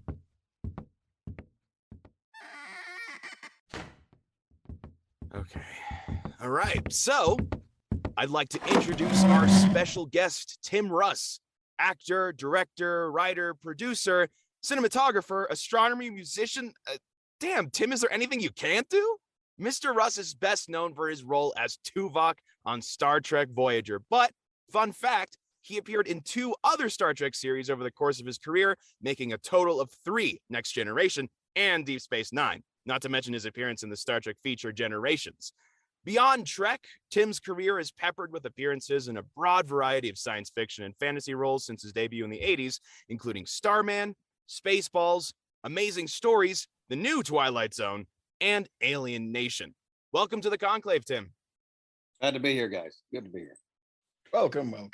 I hope the directions we gave you to the strip mall of the damned weren't too hard to follow. No, not at all. I've got GPS. I drew the map in crayon. Lord, this Get rid of that guy once and for all. this guy. So, without further ado, let's jump into the juicy stuff. Would you consider yourself more of a sci-fi guy or a fantasy guy? I prefer science fiction because in the sci-fi world, you can tell stories in that genre that take place in present day and still have sci-fi elements in them. And those tend to be some of my favorite types of science fiction, rather than necessarily the ones that all take place in the future. I like being able to jump from the time tenses, whether it's past, present, or future, and science fiction in general allows you to do that. So I prefer science fiction. Mm-hmm. And just in general with Star Trek, it tends to hop around quite a bit. Yes, it does. It does indeed. They managed to find a way to jump around at different time periods in terms of stories. You can do whatever you want in sci-fi. Mm-hmm. How old were you when you discovered science fiction? What drew Science you fiction. to it? What were some of your favorite pieces? Oh, I when I was very young, everything from, War of the Worlds, to The Time Machine, movies like that just captivated me. I was spellbound by these films when I first saw them, and they were amazing. I used to watch The Twilight Zone, the original Twilight Zone, and Outer Limits as well when I was a kid. So those kinds of things got me hooked, and I never looked back. I had lots of British comics, so no Marvel, no DC, but we had British versions of that kind of thing, and they were all relentlessly bitter and dark, and usually politically satirical. We like our comics to be bitter over here, really do. All right, kind of taking a spin on that same kind of thing, you mentioned how important science fiction is when it comes to storytelling and the different kinds of things we can touch on. Yeah. Do you believe science fiction is culturally important, and why, if so?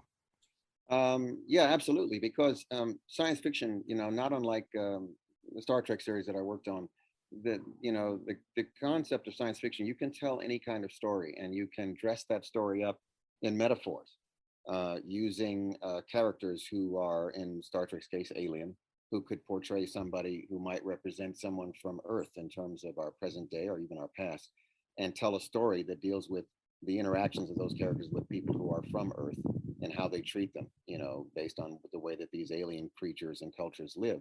We can examine, an alien culture and compare that alien culture to human beings. The movie Arrival that was out not long ago, how would you communicate with an alien species, and how is that species different from us? The differences in these kinds of things that you can portray in science fiction, and you're going to deliberately, for the most part, telling the story, you're deliberately going to set up this alien character as different than us. And we wrestle with those kinds of things on Earth that have been for centuries, if not millennia, the differences between cultures and how we relate to each other, because someone else comes from someplace else and they believe in different things, they dress a different way, they eat different food, all the belief systems are different. How do you relate to those people? How do you get along with them? How do you resolve conflicts with them, etc.? And a lot of times in science fiction, all of the norms that we know as a culture and as a human race are challenged in science fiction. You can challenge those things. You can demonstrate how people interact with each other by putting them into the future and showing a different world based on the tech that might exist at that time. Black Mirror does this as a series. You can take the technology you have and you can throw it into the future, and then examine how people live and react with each other if they were given this kind of technology, how it would change their lives. All those things, to me, is what science fiction opens all those doors to give us a window into who we are and how we behave with each other. So it gives us a lot of tools as well, because science fiction has traditionally come up with new language and new ideas that give us thoughts we wouldn't otherwise have had, because you have things like Frankenstein, Big Brother, Brave New World, and we wouldn't have any way of really expressing ideas about totalitarian political regimes unless we had 1984 to fall back on and give us these metaphors and ideas that we can use to put our thoughts together and express what we mean. It sounds like there's a term in psychology called cognitive dissonance, which describes the stress caused from perceiving contradictory information or information that challenges closely held beliefs. And it sounds to me like that maybe you might agree that science fiction plays a role in easing cognitive dissonance. You can take the circumstance we might have, today, and I'm wondering, if any of the current Star Trek shows, just as an example, science fiction shows, I think will tap upon what is actually happening in society today as we speak. I mean, we're now experiencing nationally, if not even on the world stage sometimes, this concept of people not believing their own eyes and ears, not believing what they've actually lived through and experienced, but believing what someone's telling them, which is patently insane, and captivated by it, almost like a cult, which is basically what it is. The last conclave, we discussed the power of storytelling to shape reality, and the power that cult leaders can have over controlling and shaping our views. Yes, and 1984 taps upon all that to some degree.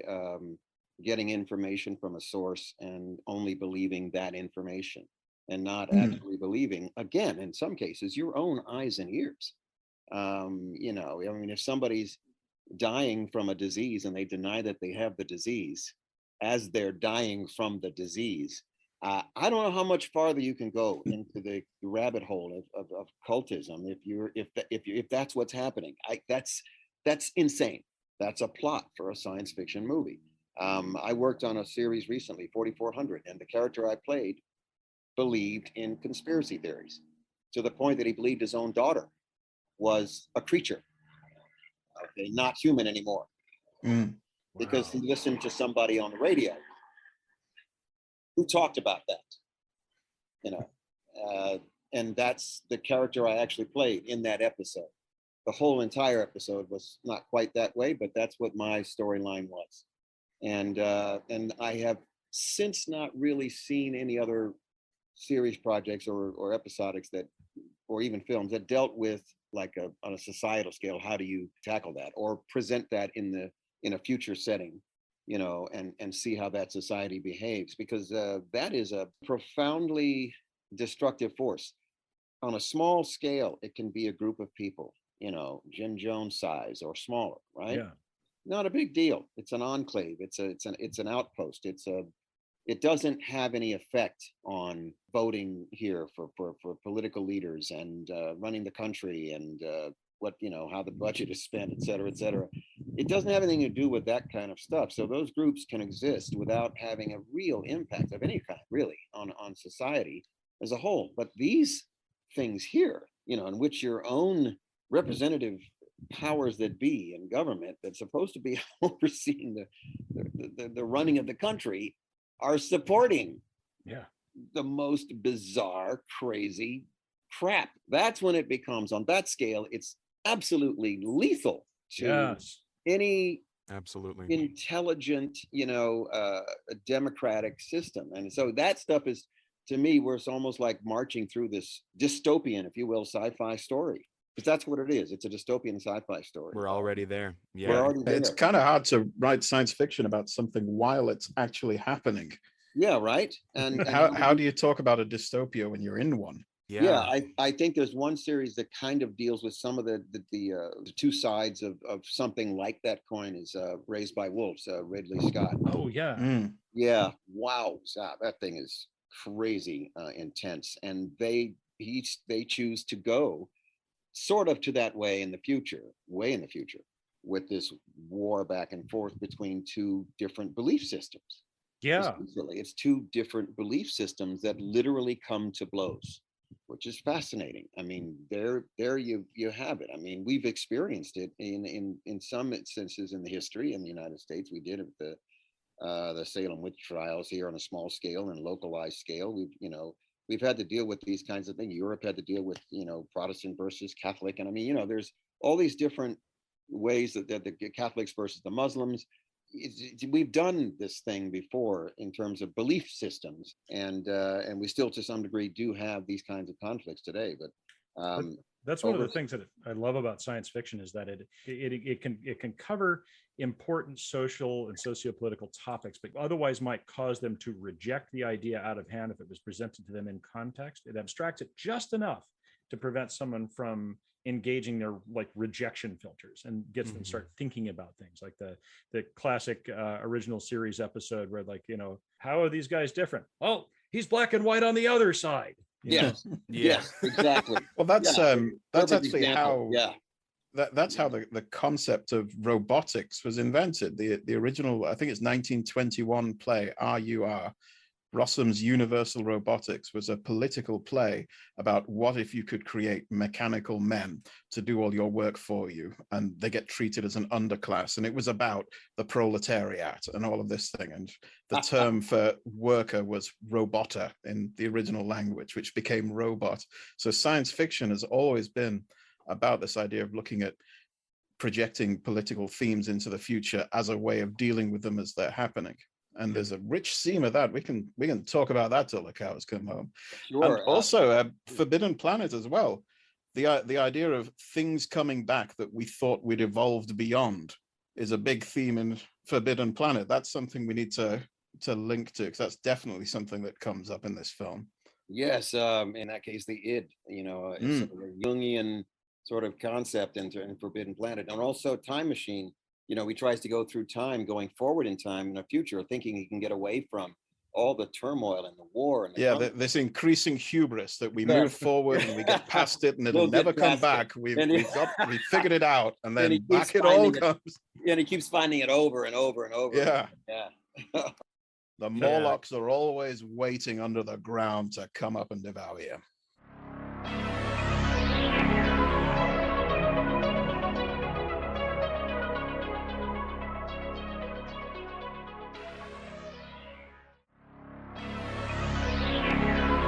I kind of want to pick the more specific one for this one.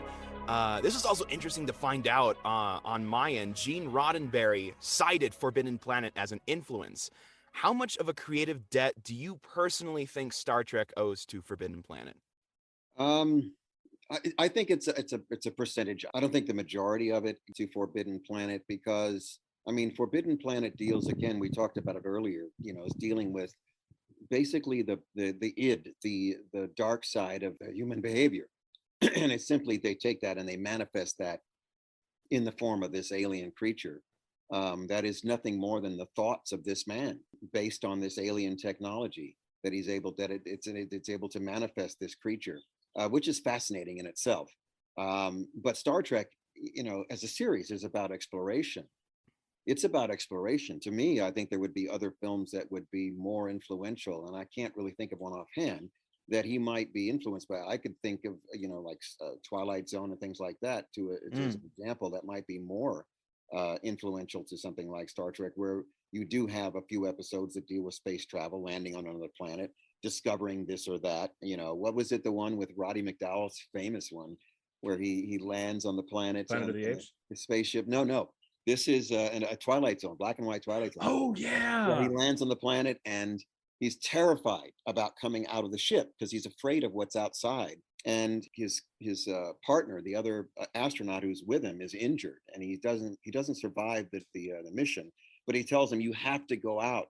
You have to go outside. Don't worry. It'll be fine. If there's people out there, they'll be just like us," or whatever comes out like that. So he tries to convince him to go outside the ship, because otherwise, what's the point of them making the journey, the long journey, and him sacrificing his life if he never goes outside the ship?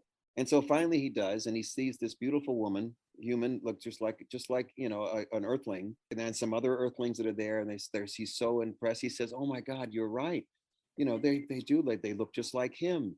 And they take him to a place where he can live, like it looks just like an Earth home. They said, "Oh, we've recreated this based on where you came from and such and blah blah blah. So we felt you'd be comfortable here." And then they close the door, they leave him, and then he can't get out of the door. He's like locked in. And all of a sudden, this big wall opens up, and these people are all staring at him. And he's a subject in a zoo. He's in the zoo. And the last line of this in that episode is, "You're right. They are just like us." Oh my God! I remember so that cool. one. That's the kind of stuff that I think that Roddenberry, the stories they told in Star Trek, that's the kind of stuff that, we wrestled with it on our series. We wrestled with where does the soul go after death? We wrestled with that. We wrestled with origins, with evolution. We wrestled with that. There was a lot of things we wrestled with, assuming that someone is bad, aggressive, evil based on how they look. Oh, I remember that one. Yeah. Remember that one? Yes. Yeah. Based on their appearance. You find out that the alien that looks like the Predator, basically just this hideous, ugly, monstrous, frightening creature. One of our crew has been told that they are the aggressors, that they are the terrorists, that they're the ones marauding and killing. And it turns out the humans who look just like humans are the ones who are the aggressors, the ones that are terrorizing the other race. And they're the ones that are doing all the bad things to them. At the very end, you realize the tables were turned. You just assumed that what the humans were telling you was true because of the way the aliens looked. Well, the move- easy answer is always tempting, isn't it? Isn't it, The though? answer that just feels more easy to assimilate into your mind. You just go with it because it's easier than actually thinking things through and Yes. doing the work. And it's natural. It's part of our DNA. You know, my buddy just, you know, he said the other day, he says, well, at present, we don't have world wars. You know, we've had world wars since we could pick up a rock and throw it. And at present, we don't have a world war. We could have a big fat one that could take us out, but we don't have one right now. And we haven't had one since World War II. So it's interesting that we have sort of evolved to a point where we've gotten maybe a little farther along from being just a giant, violent, killing thing. But I talked about, you know, he asked me about why we've been killing each other and doing this for so long. He says, we evolved. I said, well, we evolved from more than likely a chimpanzee-like species, as it were, that's no longer here. That species obviously went away. But, you know, we said, well, what about the bonobo chimps who are peaceful and they don't do the kind of killing and stuff that are the regular chimpanzees? He says, well, you know, the race that we evolved from wasn't like the bonobo. They were different. And, you know, here we are. And we are an aggressive, combative, violent species. That's what we are, you know, and we think we're all that because we have a brain. So now you're giving, you know, a loaded gun to a 5-year-old. Essentially, you give this violent race a large brain. They have the capacity of doing all these things. You're not going to be able to breed that out. It's going to take a long time. Yeah, maybe at the moment we've just reached the point where we can at least imagine what we would look like if we had got past it. Yeah, and we can at least tell stories about it and say this is what it will be like, but we're not quite there yet. Oh, absolutely. And you know, and we've evolved to the point where we can actually try to discover and figure out what our origins may be in terms of just the entire universe. But ultimately, the path that we're taking, I talked to people. I've talked to a history teacher once about the fact. I said, well, the founding fathers created a document that was supposed to help the country function, a document that was set up to govern the country 270 years ago. Can you imagine creating a document today designed to govern the country 270 years from now? What will life be like 270 years from now? And that's a science fiction story in itself. We have to imagine where our technology and advancements are going to go. AI will probably become sentient. And as Asimov writes about in Robots of Dawn, they may well need constitutional rights. They may well need human rights because they're that smart that they have reached a level of consciousness because of the computing power that we've been able to come up with. AI is going to dominate us very shortly in this century.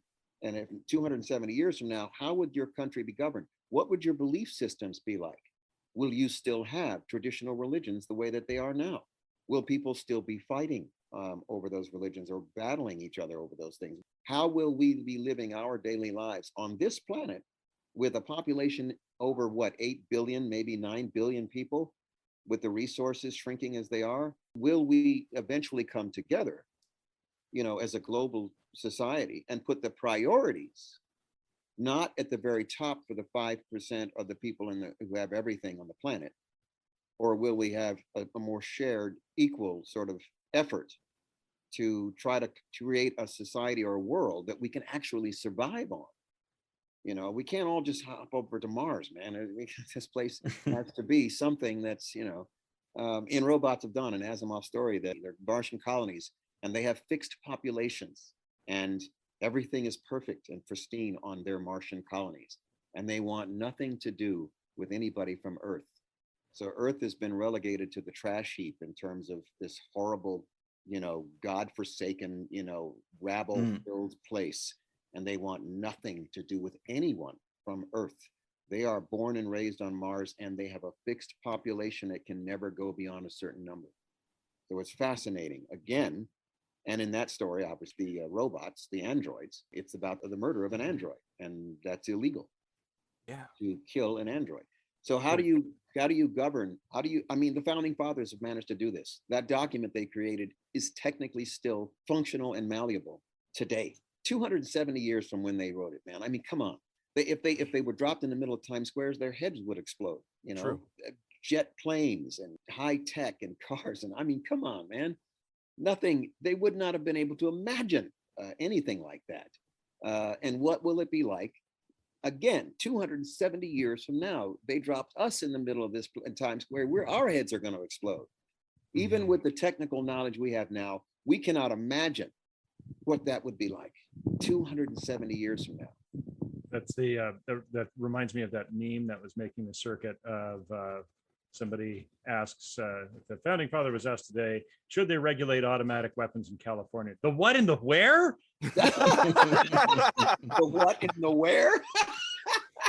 So you brought up the rights of robots, which eventually will become a pressing issue, and then also the violence within humanity. And these two aspects really touch on characters like Robby the Robot in Forbidden Planet, which eventually spawned characters like Spock, Data, and of course your character Tuvok. And you kind of get that sort of same vibe with, Data in his episode of Measure of a Man, where we were basically putting the rights of a robot on trial, or for Tuvok, those base violence with inherent to the Vulcan species. We all kind of have these characters that are non-human, that are still seeking their humanity and where they fit in society. Why do you think science fiction so often features characters like these? Well, again, because science fiction a lot of times reflects the way we are as people. And in my character, the Vulcan species, they were so violent that they almost wiped themselves off the planet. So they understood that if they didn't do anything to stop that, they weren't going to exist. They were going to cease to exist. The estimate for intelligent species that might be in our galaxy alone, which is 100,000 light years across, is shockingly low. I mean, it's ridiculously low, made by astrophysicists, way lower than what the Drake equation originally calculated or predicted. And it's because one of those reasons is the factors is not just obviously the variables that come into place for a civilization to rise, but also the possibility that civilization may wipe itself out. That's filter. One of the variables that they have to look at, is that they may rise to an intelligent species and civilization and then completely annihilate themselves. We are capable of doing that today. We can do that. At the very least, set ourselves back to the Stone Age, with maybe a handful of people living underground in some whatever cave for I don't know how many years. We can wipe out all of our technology, wipe out all of our living space, wipe out most of our planets and animals and everything else, just with nuclear weapons alone. We can do that right now, today. And the threat of that always looms. The characters like the Tuvok's character being so violent, they were going to annihilate each other, that they had to come up with something. And so you would wonder, since that's an alien species, they might have had more time to come to grips with that and then figure out a way around it. And the same thing I was talking about before, 270 years from now, 300 years from now, will we be able to overcome that?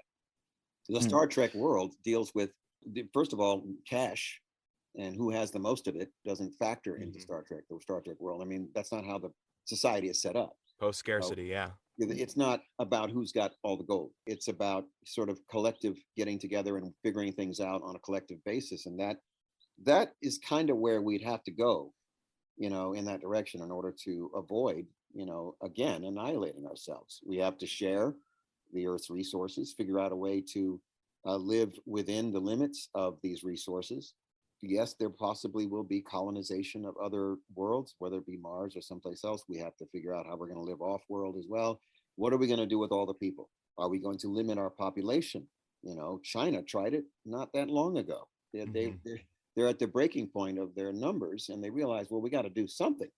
So they were limiting the birth rate of their population. They were seeing into the future in that respect. So I think the robot character, yes, on Forbidden Planet, absolutely. It's a machine. It's base reasoning. Tuvok's character is base logic. Emotion just doesn't play a factor in anything like that. Now, once in a while, my character had to rely on something like that in order to get him out of trouble. But for the most part, that's not what the reliance was. The reliance is on cold, hard logic. And China, in their limiting of their birth rate, was cold, hard logic. There was no emotion in that. It's logic. It was simply based on a practical, functional logic.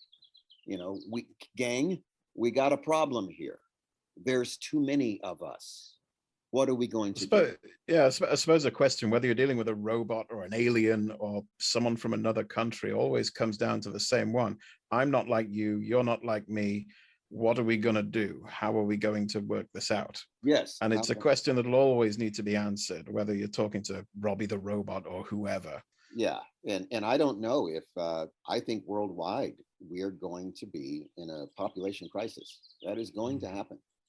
The population is going to explode by 2050 and it'll probably crash not long after that. It is going to happen because there's no brakes, there's no controls on it. It's just going to be masses and masses and masses of people. We have belief systems on the planet that still don't want you to use contraception, for God's sakes. And that's a lot of people that are, you know, the population is going to continue to grow, continue to grow, continue to grow, continue to grow. And it's not only the resources that each individual takes, it's also the waste that individual produces, which we also have to deal with.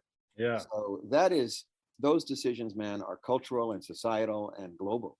And somebody somewhere has to come up with the plan and idea, and people have to be aware of and educated to some degree about all of that stuff. And this is where we come back to science fiction, coming up with ideas and testing out in a safe way. Maybe we do this, maybe we do that. Yeah. So it sounds to me kind of like characters like those are vehicles for the exploration of the human condition. Science fiction is a thought experiment that we can engage in as a species and kind of test out ideas. I think that's one of the reasons why it was so important that during the 50s and 60s, with like the Twilight Zone episodes that you were talking about, some of my favorites, like the one with I blanked on his name, where he's in the library in the basement and all the bombs goes off. Wasn't it? Burgess Meredith, yeah. Yes. And then he comes out and he's like, finally, all the time in the world to read all the books I ever wanted to, you know. But like all of these moments where they were showing people, this is what it looks like when there's and you know, it really built a sympathy within the mind of the public of like, these are hot. This is a hot stove. We've already touched it once and we realize that it burns. And we could burn the whole house down, figuratively speaking. Yes. And you know, there was a lot of movement at the time too. There's, you know, the establishment of the time wanted to do away with all this stuff as subversive. You know, so Twilight Zone was constantly being subjected to like, you know, oh, this is subversive thought. You know, these writers who are writing about, you know, what like books like Alas Babylon and things showing what a post-nuclear Holocaust future would look like were seen as subversive. You know, and they weren't banned because, you know, America doesn't tend to ban books, but well, not until today. Not until recently, no. Yeah. Well, I mean, there was always attempts to. There have Yeah. been attempts to, but in general, like those tend to be more privately driven and religiously driven.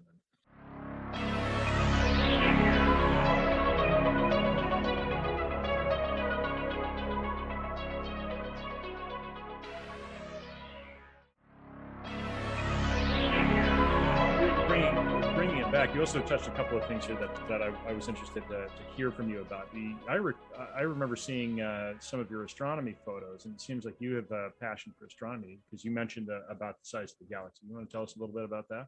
Yeah, I started pursuing astronomy when I was in my 30s, and I just did it on my own. Nobody, you know, sort of took my hand and guided me or showed me anything. I just decided, well, you know, I'd like to, you know, to get a small telescope and take a look at the planets with Saturn, Jupiter, the moon, things like that are really impressive if you have a halfway decent scope. It doesn't have to be that expensive at all, but just something to be able to look at them and see the detail on them. And of course, once I started doing that, then I went, you know, I just continued to expand the hobby and the number of telescopes, the sizes of them, the types of them, and to start looking at more objects in deep space. And since that time, I've always been mostly an optical astronomer. And so just looking through the eyepiece and seeing it with naked eye. And only recently have I gotten into doing photography because of the nature of the equipment that's now available. Mm-hmm. What they are designing for telescopes now is absolutely insane. You can image a nebula with colors, okay? And inside of it takes about an hour to do it. Instead of buying a giant piece of glass, a big refractor with that's, you know, $8, $10, $20,000 plus the CCD cameras and the laptop and everything else. Oh, and 4 or 5 hours a night for 3 or 4 nights in a row to image the same thing. My telescope that I bought will do it in 4 minutes and it's done. And so compared to the little one, the portable one that they just designed, mine is bigger. Not that much. It's still relatively portable. And it's not a competition. Yes, it is. It is a stunning instrument, and I did not own a computerized telescope up until I got that one. I do the imaging now for deep space objects. It doesn't do planets and the moon. It's only designed for doing deep space objects, which I was always looking at with naked eye. Now I can see the structure of these objects in detail. I've seen, you know, galaxies that have supernovas that have gone off, and I can see the supernova in that galaxy. I've tracked asteroids. I've done a project with cooperation with NASA on an asteroid occultation with this telescope. It'll do exoplanet transits. It'll do you know, it's pretty damned amazing, this telescope. So my appreciation for astronomy in general has been there as long as my appreciation for science fiction. Space science is something that came right alongside that, because at the end of the day, we started as nothing more than gas and helium and hydrogen gas. We're able to look back and examine where we came from. To quote Carl Sagan, we are the universe's way We of are the experiencing universe. itself. Exactly. We are experiencing ourselves. We are star stuff. And in fact, we are. A truly terrifying thought. I mean, makes me just feel minuscule. The idea of staring out across such distances. I remember looking up, you know, the largest and the smallest things in the universe and the biggest things we can find. And this star is bigger than this star, than this collection of stars, than this globular cluster, than this great accumulation of matter that's loosely bound together, that's bigger than multiple galaxies. And it's mind-blowing, but it's also terrifying. And there's part of me that thinks, no, I don't want to know all of this. This is too much for my tiny little mammalian brain. It's too big. It's too far. Got a glimpse of the total perspective vortex, did you? Yeah. Yeah, you take, if you know, I'll give you the real shocker. I mean, if you really want to know what are you talking about in terms of perspective, if you really want an idea of how vast it is, if you take a grain of sand, 1 grain of sand, put it on your fingertip, and stretch your arm out up to the sky, stretch your arm out. The amount of space that little grain of sand covers, in that tiny little space, they have found 5,000 galaxies. That horrifies me. There's a terror to that, as well as a wonder. There's a terror that anything could be happening in any of those galaxies that we don't know about, and we never will, and we cannot know about. You can draw a line around everything we can ever possibly know because of the limits of the speed of light, and it is terrifying to think about the scales involved and the distances involved, and then to think that on the cosmic scale, we are actually surprisingly massive. We're bigger than 99.9% of things in the planet.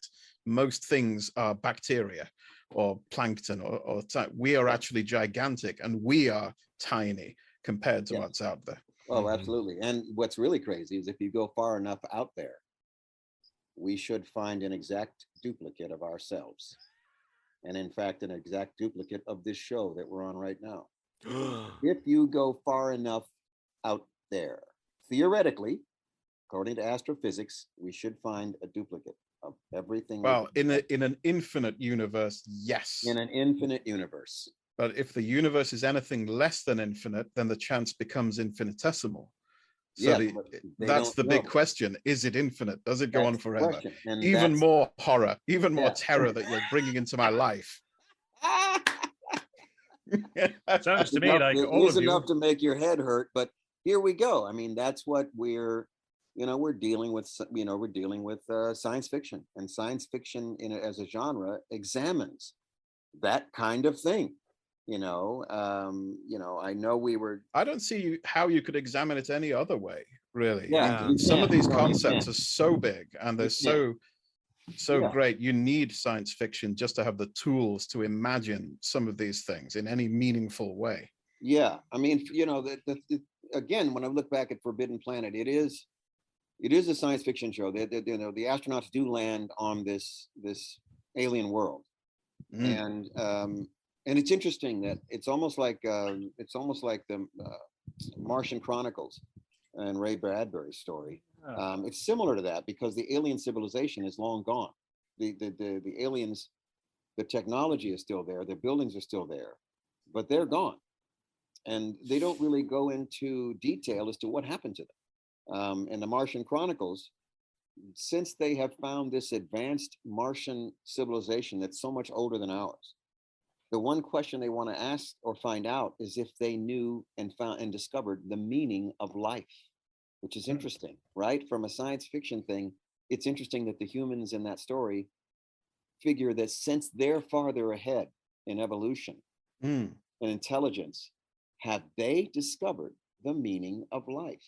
And in the Martian Chronicles, what they discover is the Martians, the information they get from that advanced civilization is that they figured that life is its own meaning. Life is its own meaning, which means real fortune cookie answer that they got. Well, it's basically that you know, we are born to do what we do. We are here to do what we do. You know, the bees do what they do. The polar bear does what it does. The creatures on the planet are born to do what they do. We are born to do what we do. You know, it's been some time since I read that. Yeah, I read it when I was about 16. Yeah, our purpose essentially is to survive. Our purpose is to procreate. That's really what we're here for. I mean, that's what we're just another life form on this planet doing what all the other life forms do. We're just able to think about it more. In Forbidden Planet, that alien species is gone, and all that's left behind is their technology. So it's interesting as to, you know, to try to figure out what happened to them.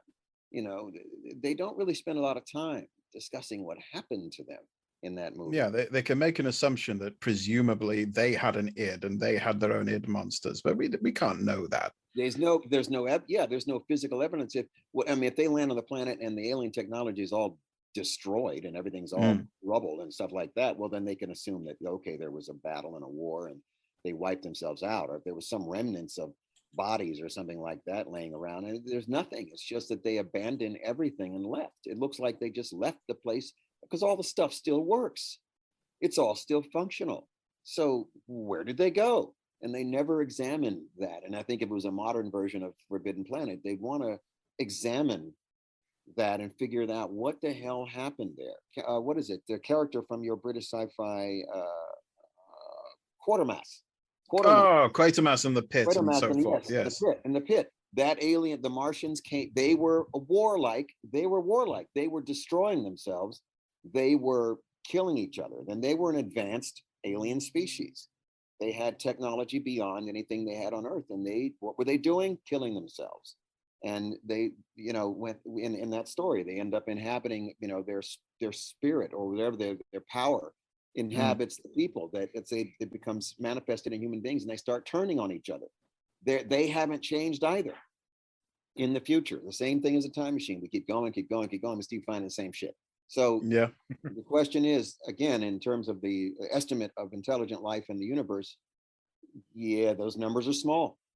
They're frighteningly small. The number that they came up with, and this is just 3 or 4 months ago that I read this, in the galaxy, which is, again, 100,000 light years across, the Milky Way. That's a shitload of planets and stars. They estimate only 35 to 200 intelligent civilizations that might exist right now. And the favored number is 35. 35. 35. We may as well be butt ass alone. Okay. Yeah, I mean, the chances of us even stumbling across any of them by accident are next to nothing. Infinitesimal as far as our brains can comprehend. That's correct. And so where does that leave us? We're it, man. We might as well be it. And that's it for this planet. This place is here, man. We managed to get here the entire universe could have been spawned without the ability to produce life. Because the multiverse concept is what they're believing in now. They're theorizing multiverse. If there's multiverses, some of them will not be capable of producing life. Because the same variables that go into the formation of life on Earth, just the shit that has to go right in our solar system, the formation of Earth, the conditions of the solar system, the Goldilocks zone, the Earth itself, the size, the iron core, goddamn everything. There's 1,000 variables just for Earth alone. Yeah. The universe has to have a whole trainload of shit that has to go right in order to allow for all the elements to come together for life. Yeah, if you want to read something that'll really chill you right down to your toes, is read about vacuum decay. And you think about it, if you're talking about the multiverse, there's got to be some universes where vacuum decay has occurred. Right. Yeah, there's just certain elements that didn't line up in that multiverse, and there's no life at all. I mean, that's crazy. And that's if one accepts the fact that there's a multiverse, because they're still trying to figure out where this one came from. Yeah. And as a So on the other hand, if you accept that theory that there's different bubbling pots in different universes that could produce different things, it also makes life inevitable as well. Rare, but inevitable sooner or later. Sooner or later, and very rare. And even if you accept the bubbles of universes, where did those start from? We don't have a beginning point, which is what we absolutely crave as a species. We crave a beginning, a middle, and an end. We have to have a starting point, and we don't have that. I like your point, though, going back to the Ray Bradbury Martian Chronicles. The meaning of life is that we are to be what we are. It's a very sort of Alan Watts Buddhist kind of perspective to it. We are here to do what we do. We are just one window through which the universe experiences itself. Right. And that we should just be chill with the fact that we're an animal species that does what we do. Exactly. And that's simply what the Martian Chronicles sort of theory, puts forth, is that, this is it. This is what we do. You don't have to overthink it. There's a kind of comfort in that. Yeah, there is. If you think about it, it is actually. I mean, if you think about where we came from, how we got here, we're evolving, and and we will continue to evolve as long as we're capable of doing so. And eventually, what's really interesting is that our technology is going to surpass natural evolution. Our technology will take us beyond all of this. This will be like the Stone Age. What we have today will be like the Stone Age. It will be as if we just dropped out of the trees. If people in the future look back at us now, compared to what it could be, we will potentially evolve to become a machine planet. We will potentially evolve beyond corporeal bodies. That can happen eventually. And what will that be like as far as us as a species when we are no longer, corporeal? When we're a machine planet, we're mostly machine, mostly robotic, mostly a consciousness in a gel, or plasma. Partly man, partly machine. Only some of us lucky enough to be British.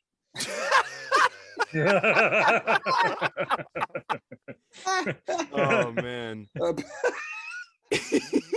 So kind of to switch gears a bit, we're gonna start to wrap up a little bit. Tim, what would you say if someone were to order you to comb the desert?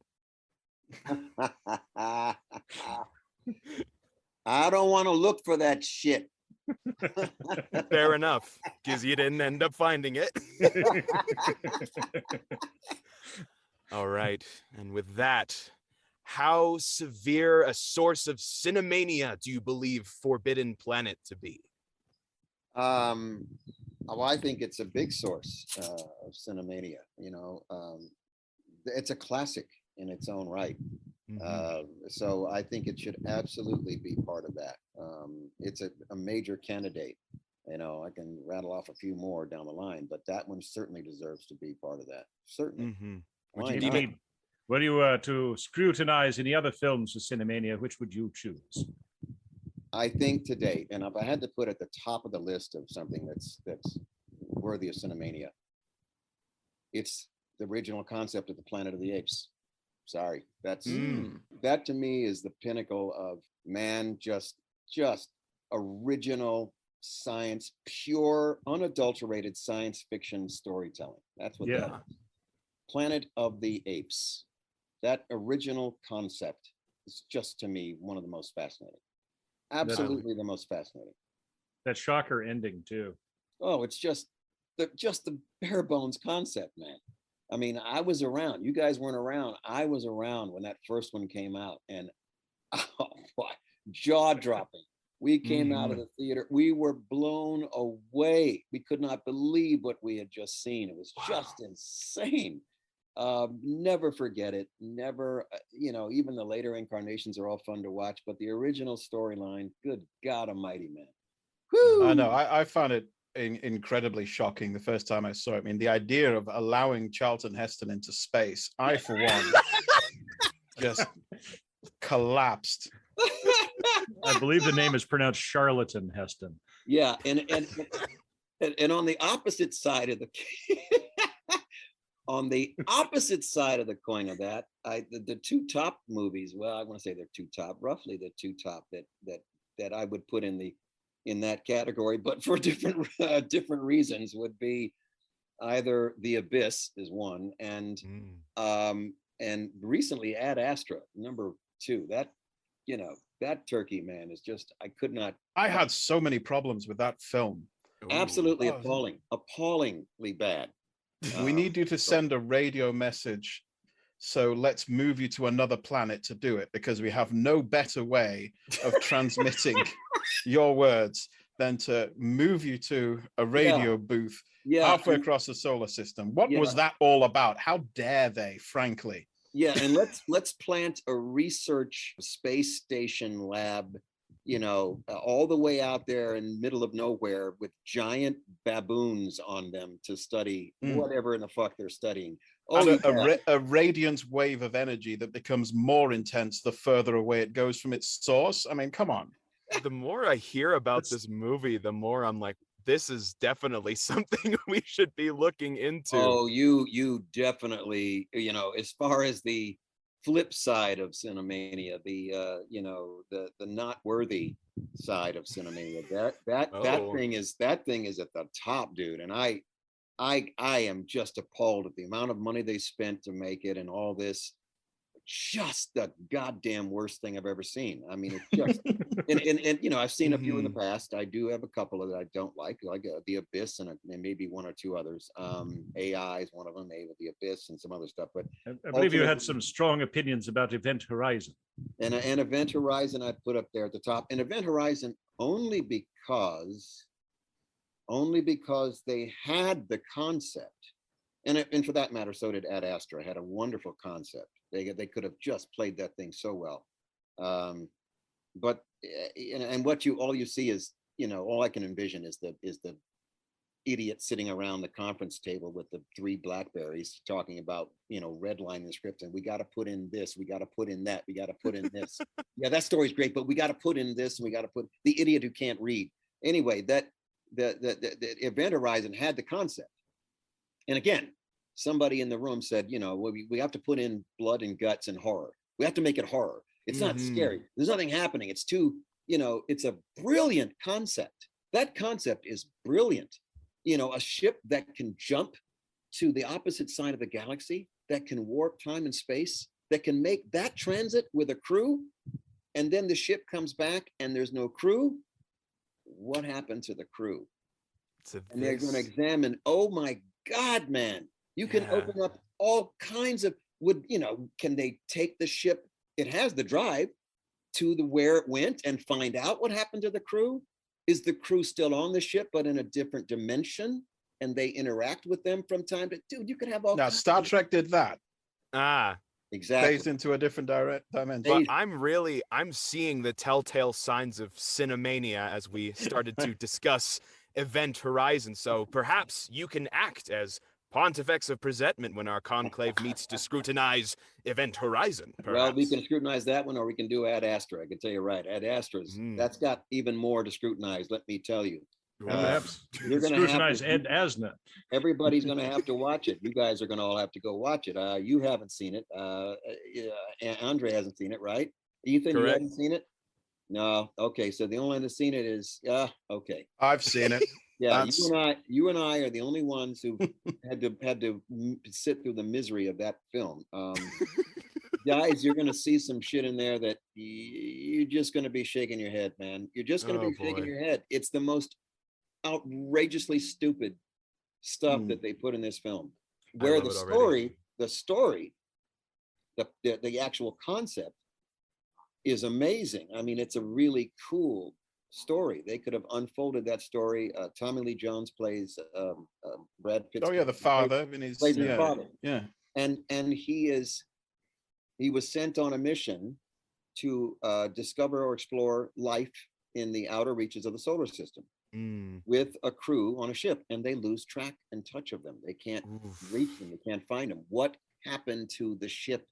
That's the story. And I would have watched a film just with Tommy Lee Jones and Brad Pitt acting opposite each other for a while. They could have kept it simple and it would have been fine, but they have to it's a story. Bring in the monkeys. They have to bring the monkeys into it. It's Planet of the Apes all over again. Oh my God. Moon buggies. What's with the moon buggies, man? I haven't seen this. Moon buggies. What the hell was that supposed to be? That's nuts. I was looking at that going, are you serious?